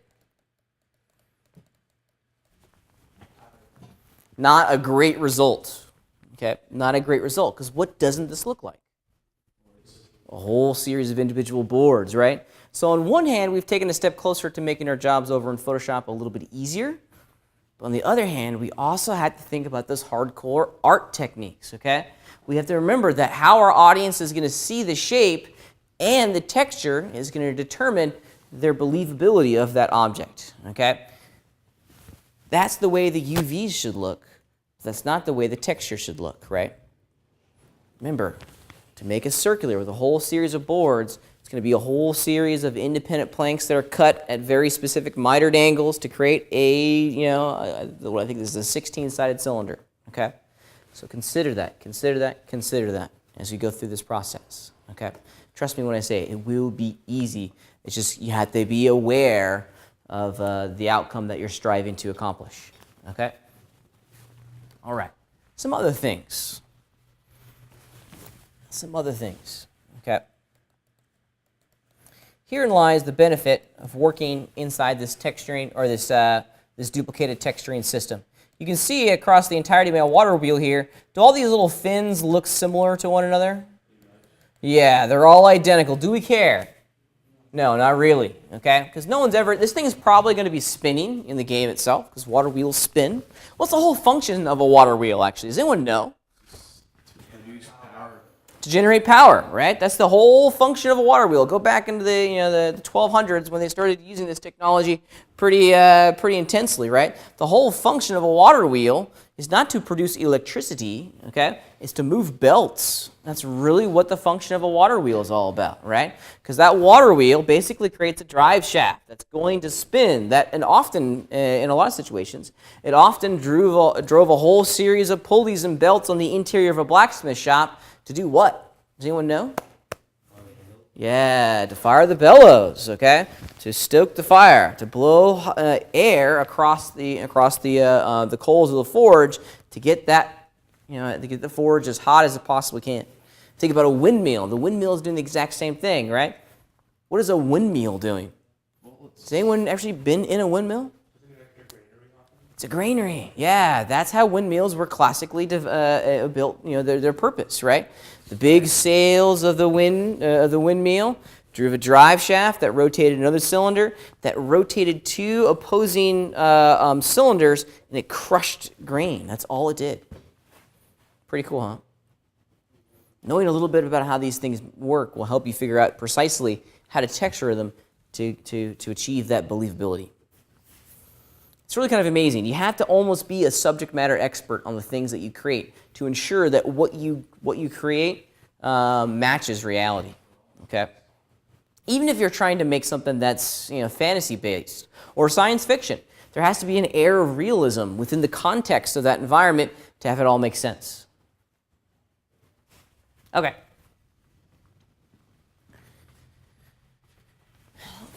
One of the things that working in Photoshop doesn't allow us to do quickly is to get detail where we want detail to go. Okay, and I want to bring to the surface the texture painting system inside of Modo, because there's some really neat tools inside of Modo that will help us very, very quickly create texture information on the actual 3D model. Because I don't know about you guys, but sometimes painting 3D information in Photoshop is kind of an out-of-body experience, because you're like, I know that what I'm painting on is a cylinder, but what I'm seeing is a flat object, and sometimes it's hard to put the pieces together, and it's often very difficult to understand what the end result is going to be in Photoshop. It'd be a whole lot better if we could paint on our objects here in Modo, and we can. There's a lot of really great tools that will allow us to quickly do this. Let me show you what I'm talking about. This is going to bring us into an environment that we haven't really had a chance to explore in this class yet. So let's just do it real fast. And it's the Paint tab. Okay, Modo actually has a whole series of really great interactive painting tools inside of the application. Now, what I would suggest is to do kind of what I've done here. in the sense that I've laid out all of my textures. I haven't gone in and painted dirt and grime and details and things like that, okay? I've just done an initial block out of all the textures. I have an understanding of where all the metal objects are going to go. I have a really great understanding where all the wood planks are going to go, okay? I think what Modo does very poorly, actually, is allow you to block out large, texture chunks quickly, okay? Although it does a fair job. All right. Let me show you the basic system first, and then we'll go back in and explore how we could use this basic system to achieve something that's of higher quality. If you'd like, you could do all your texture painting right here in Modo. You don't have to go out to Photoshop. You can do it all here in Modo and use and create some really kind of stunning results. Okay. All right. So the moment that you jump over into the Paint tab, the first tool tab that it's going to bring to the surface is the sculpting tools. So the paint workflow and the sculpting workflow are in the exact same layout. I want to travel over to the paint tools. You can see that here's all of our paint tools, but we're not going to start here initially because we have to do one thing first, and we have to create a texture, an empty image map that we're going to paint on, because I don't want to paint on my actual Photoshop texture, right? Because that's a destructive workflow. If we were to paint on the image that we made in Photoshop, we're permanently damaging that image. Bad. That's horrible, okay? So we want to paint on an empty layer, if you will. We want to paint on an empty image map that we can incorporate into our Photoshop texturing pipeline at the end of the day. So to do that, here's the first thing that I want you to do. I want you to go over to your Utilities tab. And inside Utilities, you can see that we have 4 basic utility operations that we can fire off. And of course, we're going to do Add Color Texture. So we'll add the color texture. It's going to ask me for a name and a location. I'm just going to call this a test. I'll put it right there on my desktop. And then it's also going to ask me what image resolution I want to create this texture at. I'll just do 1024 to make it a little bit easier for my little laptop here to drive this. Now, I'm doing something that I probably fundamentally should not be doing. I'm working in a 3D app, I'm live streaming, and I'm trying to do interactive texture painting in my 3D app. My performance is going to be horrible. It's going to be really, really bad, but we'll do the best that we can. After you pick the texture resolution, there's one thing that you need to ensure that you quadruple check. And it's the format your image map is going to be created within. It needs to be RGBA. What does that A stand for? Alpha. So in essence, what we're going to be doing here is that we're going to be painting on a transparent piece of glass, just like Photoshop. Okay, this is important. We want to have all this transparency information in our texture. So let's hit OK. A couple things are going to happen. Let's hit OK. Boom. Now let me zoom out. Now I automatically had, or already had, a material group called Water Wheel. And since I had that material group in my shader tree selected, my empty image map was automatically placed into that folder, which is a workflow that I personally really, really like to use as much as I can. So that's an empty image map right now. Ain't nothing in it. It's blank. Okay? If you were to double click on that image map, okay, there it is. It's blank. It's empty. Okay, there's nothing in it on this right now. All right. Even if we want to navigate it out to our desktop, there it is. There's the test PNG. It's empty, so it doesn't contain any texture information. However, note that it's selected inside of my shader tree. Since my empty image map called test is the one that's active, this is where all of my new texture information is automatically going to go. There's one other thing that we absolutely have to ensure is selected before we go forward. And as you probably would guess, we need to make sure that we tell the computer which UV map to use when laying down all this information. So you've got to make sure that the empty image map is selected. And the second bit is to ensure that the texture, the UV map that you're wanting to use is also selected. So I'm on my water wheel, going to lists, and I only have one UV map, so it was the default. All right. With that said, now we can start messing around with the painting tools. And I'm going to paint the world's worst texture here, but that's okay, because it'll give me an opportunity to explore the tools with you guys and talk about the pipeline of applying all these paint strokes to your textures. There's a whole bunch of tools in here, and the great thing about these tools is that they take a tremendous amount of inspiration from their counterpart over in Photoshop. Okay? So the airbrush and the paintbrush and the eraser are are going to work almost identically to how their Photoshop counterparts work. I like this, okay? Because now my brain doesn't have to think about how these tools are going to be applied into Modo. We also get the ability to do some cloning, which is neat. Really great for hiding seams inside of a texture map. This is the beauty and the purpose of doing texture painting inside of Modo, is that now I can paint across UVs. You'll see that here in a minute, okay? We can also make lines. We can flood entire areas with single colors. We can smudge textures. I'm not really sure how you'd use that, but you could. If you wanted to, you could. We can also blur things. You know, there's a lot of really phenomenal tools that give us some really neat capability. All right. I'm going to start off with the airbrush. And with the brush selected, it brings to the surface a couple other things. There's two parts to painting inside or painting with the paintbrush tools in Modos. There is the brush itself, and in my case, I think I have the airbrush going. And then there's the tip, okay?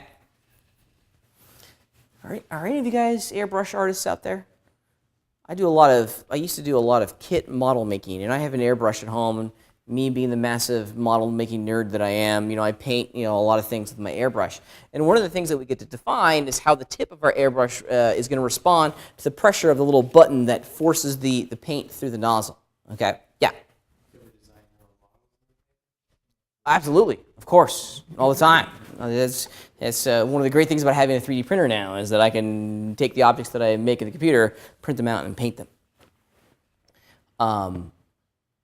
So we have the brush, and then we have the tip.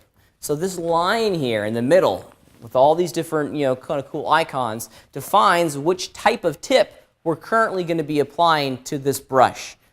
As you can see, there's what? There's probably about 7 or 8 different types of tips that we can apply to our brush. I want to start off with just the soft tip, which is going to work probably identically to the way you think it's going to work. Okay? It's going to give us a nice soft fall off.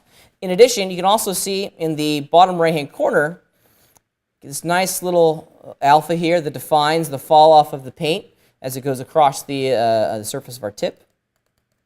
And let's do this. Okay, so we got to have a tip. We've got a brush, we have a tip, and then our options down here at the bottom are going to define some other things. Now, there are a lot of options in here, but there are a couple that I want to bring to the surface. FG color, this is the foreground color, so this is the color that you're going to paint with, okay? I'm just going to be doing some crazy, stupid doodles on my thing here, so we can change this color at will. We also have a background color, which is kind of neat. More on that in a minute. So this is where you get to change your color, okay? This works identically to the standard Modo color picker. You can also use this little color wheel down here. Kind of saves you a click from having to click on that guy. It really is an identical form. So you can pick your color. I'll just pick a really outrageous green, and then we can go ahead and start painting. Now, if you're used to working inside of ZBrush or Mudbox, you're probably accustomed to working inside this system. If you were to right-click, you could interactively change the size of your brush tip. Okay, I'll keep a real small one, and then left-clicking on the mesh will allow us to go ahead and paint on it. Okay. Now, what has happened?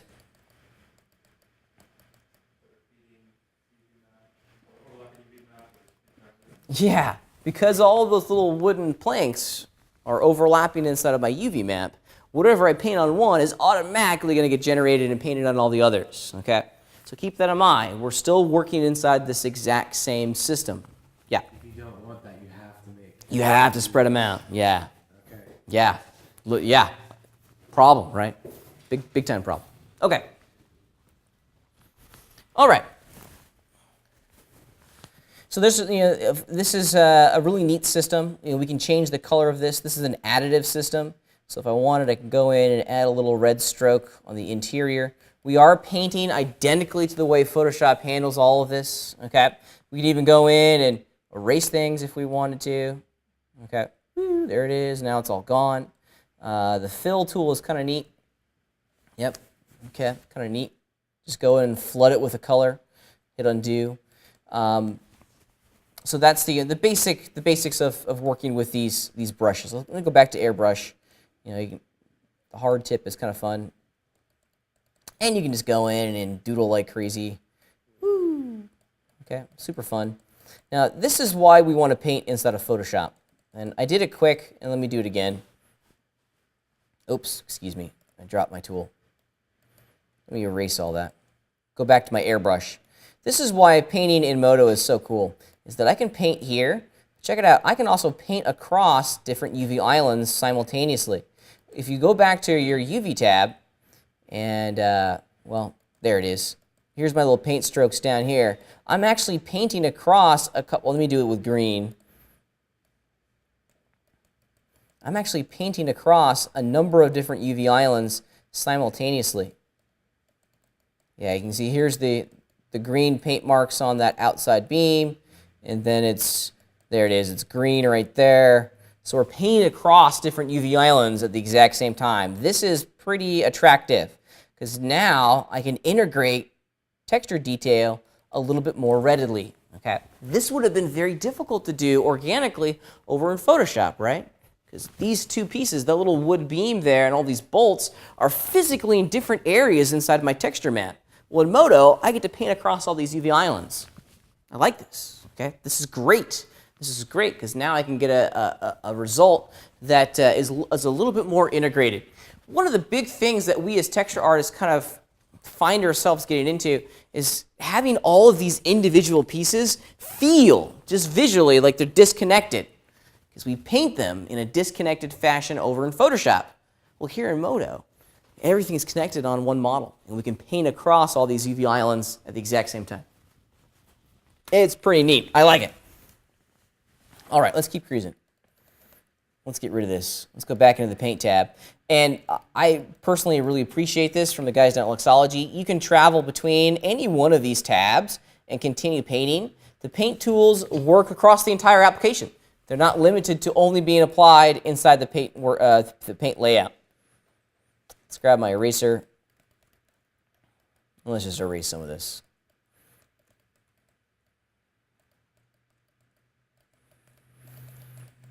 All right. Okay, let's talk about some of the other tips that we have at our disposal.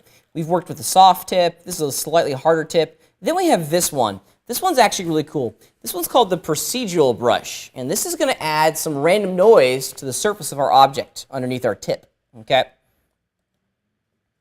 If you look at the fall off that it's creating down here, you can start to get a better understanding of what this is going to look like. Oh, I'm in the eraser tool. That's why. I was like, why am I not getting a result? Yeah, random noise. And I use this a lot, actually. I actually really enjoy using the procedural brush because it allows me to add just the smallest indication of dirt and grime and build up in very specific spots within our side of our scene. And that's kind of neat. I like that a lot. Now, on its own, it's kind of boring. Really kind of dull, not really great. Yeah, that's not great, okay? So let me show you how we can pair this with a little bit more organic workflow. So I'm gonna use my airbrush. I'll just use my paintbrush with my procedural chip. And we're getting a that's way too big. We're getting a very kind of defined pattern here, and that's no good, okay? Don't like that. So let's randomize it a little bit. Thus enter the role of these nozzles. These nozzles are great because now we can add jitter into everything that we do. If you keep cruising down all the tool options, here's the procedural brush, and you can change the pattern of your procedural brush. And I don't have a tablet right now. But let's see, strength. We'll do this is really a system that's best for when working with a tablet, a Wacom tablet. So let's do, instead of using pressure, let's do speed. So the faster I move my mouse cursor across my mesh, the more jitter is going to happen. And I'm going to give it some spacing jitter. We'll give it some size jitter. We'll do 100% size jitter. That way some brush stamps are big, some brush stamps are small. This is very, very similar to those dynamic presets, those dynamic brush presets that we were working with over in Photoshop, right? Kind of the exact same system. We're adding a little bit more organic noise, if you will, into the brushing system with these jitters. I use these nozzles a lot, and they're really neat. So let's see if I can give. So if I move very fast, yeah, the faster I move, the more jitter is being applied. Now this is something that you'd absolutely want to do with a pen tablet, And we have pen tablets that you guys can check out over in the design lab. In class, I have some that you're more than welcome to use. And you can see that we're getting definitely a much more organic result as I try to move my mouse cursor as fast as I can. Yeah? Is there a way to paint materials? I mean, like, change the specularity of Yes. specifically what you're painting? Absolutely. Absolutely. We'll get to that. I don't want to overwhelm people, but the answer to the question is yes, absolutely. And you can even paint layer masks between different materials. It's neat. I'll see if I can set an example up for you. Yeah, it takes a little bit of engineering in the shader tree to get it to work, but it's not too bad. It's very cool, actually. All right. So that's how to work with the paint system. Now I gotta warn you guys. There's one big mistake that everyone makes. Okay, I've been painting some green strokes on my new image map that's called Test, right? And I think if I remember correctly, I saved this image map to my desktop. Let's go look at this image map on my desktop right now and see what the result has been. So here's my desktop, here's that image map. Do you see any gray or green strokes on this texture? Negativo, okay? No. There's one thing that people often do as they're exploring these new, or don't do, as they're exploring these new texture painting tools. It's obvious, it's so simple, but it's something that we kind of assume the computer is doing for us, but it's not. And that's saving the image, okay? We got to save our image. And there's a couple of different places that we can do this inside the application. But I think primarily if you go File, let's do Save All. Okay, now it should have saved that image map. And it did. Okay. If you don't want to save your scene file at the exact same time that you're saving your image map, you can do them separately. Okay, and which brings us to this bottom part of our paint layout. We have this Images tab, and if you look through the Images tab, what you're seeing here are all the images that are currently imported into Modo. So this includes that original texture file that I was showing you a moment ago, all of my reference images that I've been working with, okay? However, it also has that test image that I've been working on in the Paint tab. Well, if you right-click on that, you'll get a contextual menu that should include, let's just do it, boom, Save Image, or Save As, okay? So just gonna make sure that you save your image. The computer's not automatically gonna do it.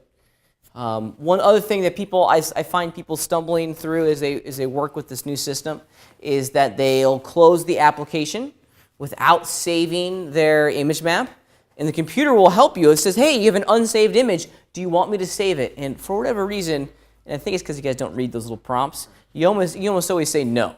And then you lose all your work, okay? Hit yes, okay? You have to save the images separately from that of the project file. Or hit save all, and that's kind of what I do. That's kind of what I do, to be entirely honest with you. I do File, Save All. It's grayed out because there's nothing to save. All right.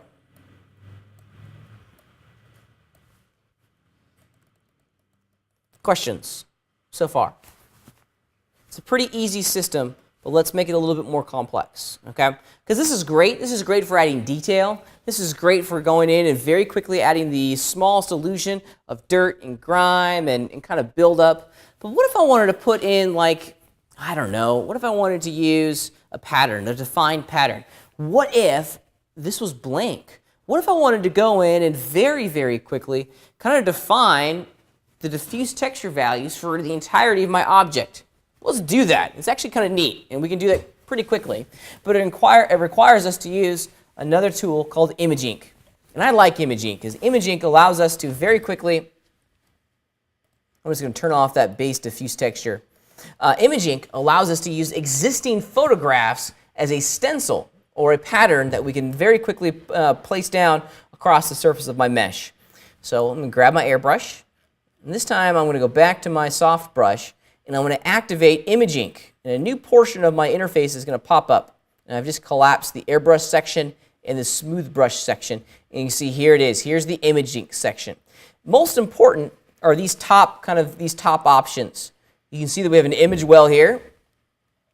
And let me go in and find some wood textures. So I'm physically navigating to a folder inside of my computer, okay? It's called wood textures, okay? And these are all, this is in every sense of, it is, if I go to textures, I'm basically loading in everything that's inside of this gigantic folder on my computer, okay? Because ultimately what I want to do is that I want to go in and add some wood plank detail a little bit more organically. Even use the preset browser thumbnails to make my life a little bit easier. And I think I'm going to use, I got some winners down here at the bottom. Yeah, there it is. I'm going to use that guy. Okay. There's a couple things that we have to be aware of. We're loading in an image. Nothing's happened yet, but the moment we click in the screen, you can kind of start to see that that image is being overlaid on top of my screen, which is interesting, okay? Imagine you have the stencil of this image in front of you, and you're going to be kind of like tracing on top of this stencil. Wherever you trace on the interior of that stencil is going to apply that pattern to the geometry behind it. So as I paint, check it out. It's adopting the texture pattern of my little wood plank. Now, what if I didn't want it to be green? It's St. Patrick's Day yesterday. Happy St. Patrick's Day. Well, if I don't want it to be green, go back to your airbrush color and change your foreground color from whatever it is, from green to white. White isn't going to tint the original object. And now I get to paint that photograph back down on my mesh. My performance is lagging here greatly because I'm live streaming and doing interactive texture paint at the exact same time. You can go outside the stencil, but it is going to repeat that stencil like that. So it's going to tile it. Awesome. If you look very, very closely, on the interior of the stencil, we have we have three very important widgets, one of which is being cut off. We have this interior circle, which will allow us to move the position of that stencil anywhere around in our scene. Now I'm working with a very large kind of vertical texture. This outside one is going to change its size and scale. So if I make that smaller, and this top one's going to change the rotation. Now don't worry about if you mess it up, you can always go back in and change those values down here. So if you wanted to go back to perfectly vertical, you can do that. But that texture stencil is going to stay relative on screen to the position of the model. And this is really great because now we can go in and say, hey, maybe I want smaller boards over here. I can grab my paintbrush. I can paint some smaller boards over here. And see how the wood grain pattern is different? It adopts the size and the rotation of each one of these. Now, this is all well and good. I like this. This is kind of fun. Okay. Now my wood grain is going to be going the other direction. Okay, kind of cool. Now, this is all well and good, but I'd really like to kind of focus it a little bit more, right? Because right now we're adjusting the entire, we're affecting the entire object with my painting tools. Is there a way that we can focus Modo to only influence certain sections?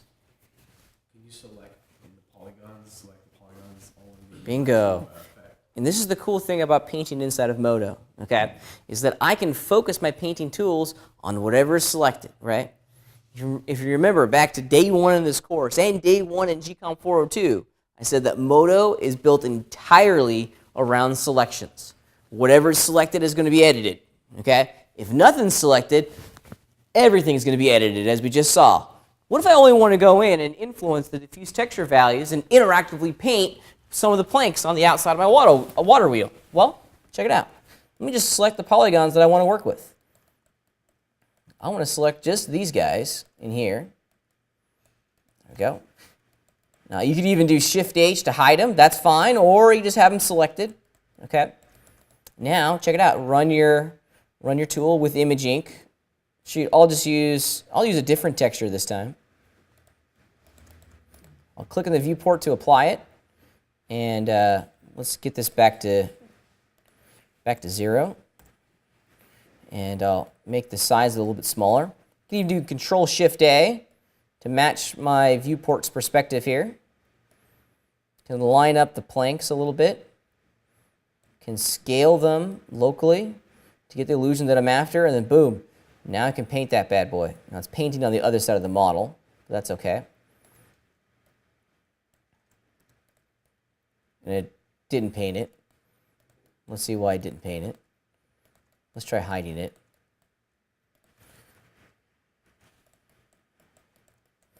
There we go. Let's try this again.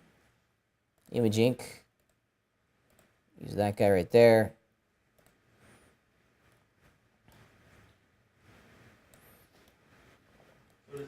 There we go. I'm sorry, can you say that again? It does.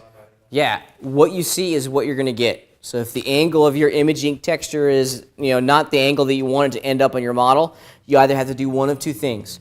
Rotate your viewport till they match up, or rotate the image. Yeah. It takes a little getting used to. It's kind of wonky at first, but you'll get the hang of it. If you paint from the front like you just did, it doesn't. Doesn't go all the way through. Yeah. Doesn't go all the way through. Yeah. Image ink. Oop. I didn't give it an opportunity to automatically turn it on.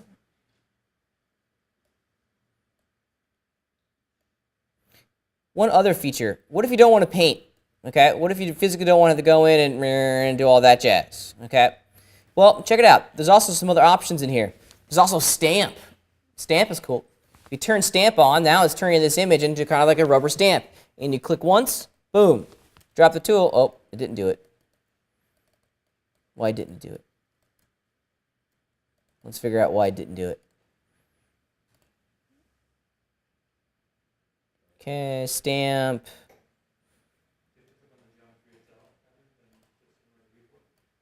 There it goes. It did it now. It did it now. You know what I didn't do? I don't think I clicked. Well, I take that back. I thought I had clicked. Yeah, now it's working. Now it's working. Okay. So you just have options. Maybe I just want to affect that one polygon. Just fire off image ink. Click on the viewport. Just rotate it till it all lines up. Get the pattern that you're after. Click to stamp. Boom. There it is. On our way.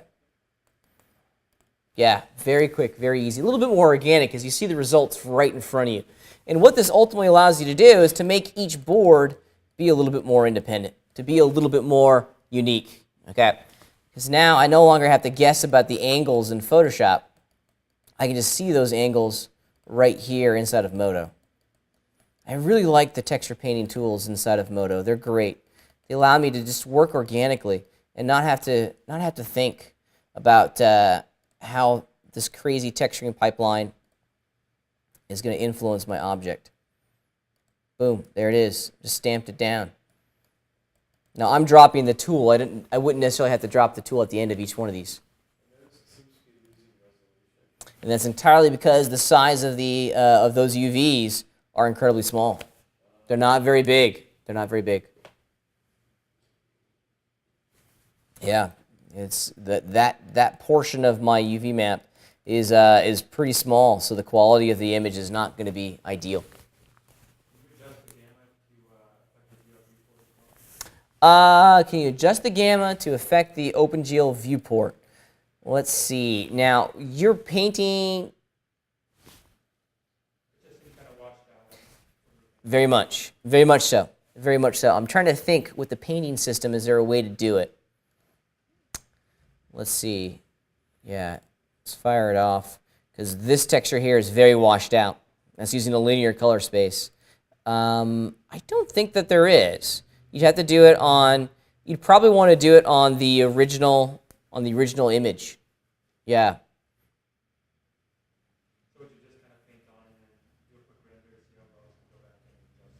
Definitely. Yeah, I think that's not a bad idea. Yep, for sure. Okay. This stamp idea is really kind of neat. Oops. I use it a lot for a number of different things. for example, what if I wanted to have these guys in here have a logo on the front? Well, I can just use Image Ink. Just paintbrush this time. Fire off a little Image Ink action. It's loaded an image, and it just so happened to have in this entire crazy collection here an image that I strategically placed in the folder, this little logo. There it is. Let's use that guy. Okay, now I can just left click on my viewport and hit undo a couple steps there. Make it smaller, place that logo precisely where I want. Now I can even move the model in the background to get it all centered up, or I could move the image. Either one works. There it is. Now if I click, what's happening here? Yeah, it's repeating, which is not exactly what I want. And that brings us to this option in here. It's going to try to automatically tile the texture. Well, if I only want one, boom. Let's turn off repeat and we're on our way. Okay. There's also auto scale, which is going to change. That's kind of, let me go back.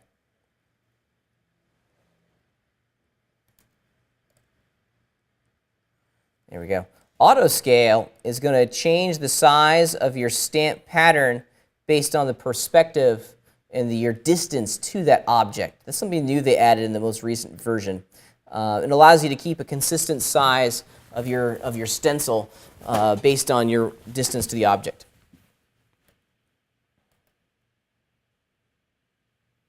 All right. A couple other things. You can also use this as a mask, which is kind of neat. Because sometimes you don't necessarily want auto scale on. There you go. Black and white images, excuse me. Let's go back in. I accidentally turned it off. Let's go fire Image Ink off again. Sometimes I just want to use this as a mask. I don't necessarily want to use it as the image itself. I just want to use it as a mask. And let me go into... I don't want to load it in. Let me load that image as a mask, excuse me. There it is, loaded as a mask. And now, it's going to try to do the exact same thing. Let's make my foreground color to red. Make it real small. Oops.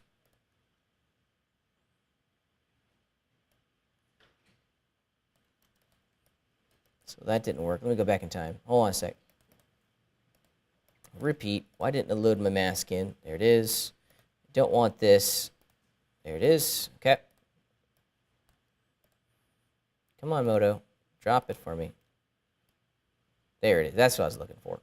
So now I get to control precisely where I want that texture to go. Really great if you're trying to blend things together, you know. Like that. Now it's not getting the... Why is it not loading in? Let's try inverting it. Because it only should have painted red where it was white. Let's invert it.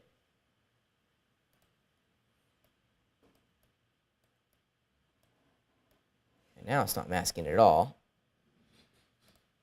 Or it is masking. Okay, ignore the mask section. I don't know why it's not working. I don't have something enabled here. One thing, and this is actually kind of neat, you can also use... Did I not have that enabled? I thought I had that enabled. Let's double check it. Use color as mask. Well, it's still a black and white image, so that still should have worked. Let's do a different foreground color. That's possible. Yay. There it is. James to the rescue. I love it. Okay, let me go back. I want to invert it. Use color as mask. Now that's interesting. Why isn't it letting me do it now? Yeah, now it's a little bit transparent. Where it was black is making that stamp more transparent. Kind of cool. Kind of cool. One other thing, and this is actually kind of neat. With Image Ink, you can also use images that have images that have transparency in it, and I think the easiest way to illustrate this is to go back out into my Finder, and I'm going to place one of my decal textures that I got from CG Textures. Let's just grab one of these. Doesn't matter what. I don't know why I'm being so selective right now. That will work. I want to copy that and place it in the folder that I've mapped into Modo. And now, let's go grab it, because you can absolutely paint with textures that have embedded transparency in them, like that decal. I just got to find it inside my folder. There it is. Okay. Now I don't want to use this mask anymore, so I'll just click off of it. None. Invalid argument. Not an invalid argument. Here, let's drop the tool. Fire it off again. There we go. And now, that's okay. I want to see if it doesn't care. Let's paint with a different color. Let's paint with green. Yeah, that's cool. So now I can go in and add texture detail where I want it. It's kind of neat. Okay, so absolutely you can paint with images that have transparency embedded in them. It allows you to place, really organic detail where you need it to go. It's great, really great. I do something like that on areas where, like all these bolts, for example. You can very quickly go in and just with a little image ink, check it out. You can do something like this pretty quickly. Oops, grabbed the wrong one. Or actually, I guess it should be more like this, shouldn't it? You just add really great organic detail and see precisely the way it looks in the scene itself. Pretty cool. I like the texture painting system inside of Modo. It's a great addition to our tool set that will ultimately allow us to paint on our models quickly. But at the end of the day, we still need to incorporate this back into our final project. Okay? For me personally, this always goes back into my Photoshop document, is that I want that to be the master file that includes all this information for us. Okay? So after I'm done saving the image that I've just created, that texture is going to go back into Photoshop. Let's just do save all. Okay, because this texture right here, this is now going to go back into my master Photoshop document. I'm going to incorporate this back into my texture pipeline over there and save out a new version. Okay, so at the end of the day, it still all goes back into Photoshop. Questions? Everyone good? Kind of understand? It's a really neat system. I encourage you to use it as much as you can. I want you guys to kind of begin to go through and use this to supplement the current system on Photoshop. Photoshop is still the best, but this is a great way for us to go in and get detail where we want it to. Oh, another thing that I've done is that I've used this interactive texture painting system to create kind of like a little roadmap for me, just with really bright, vibrant colors.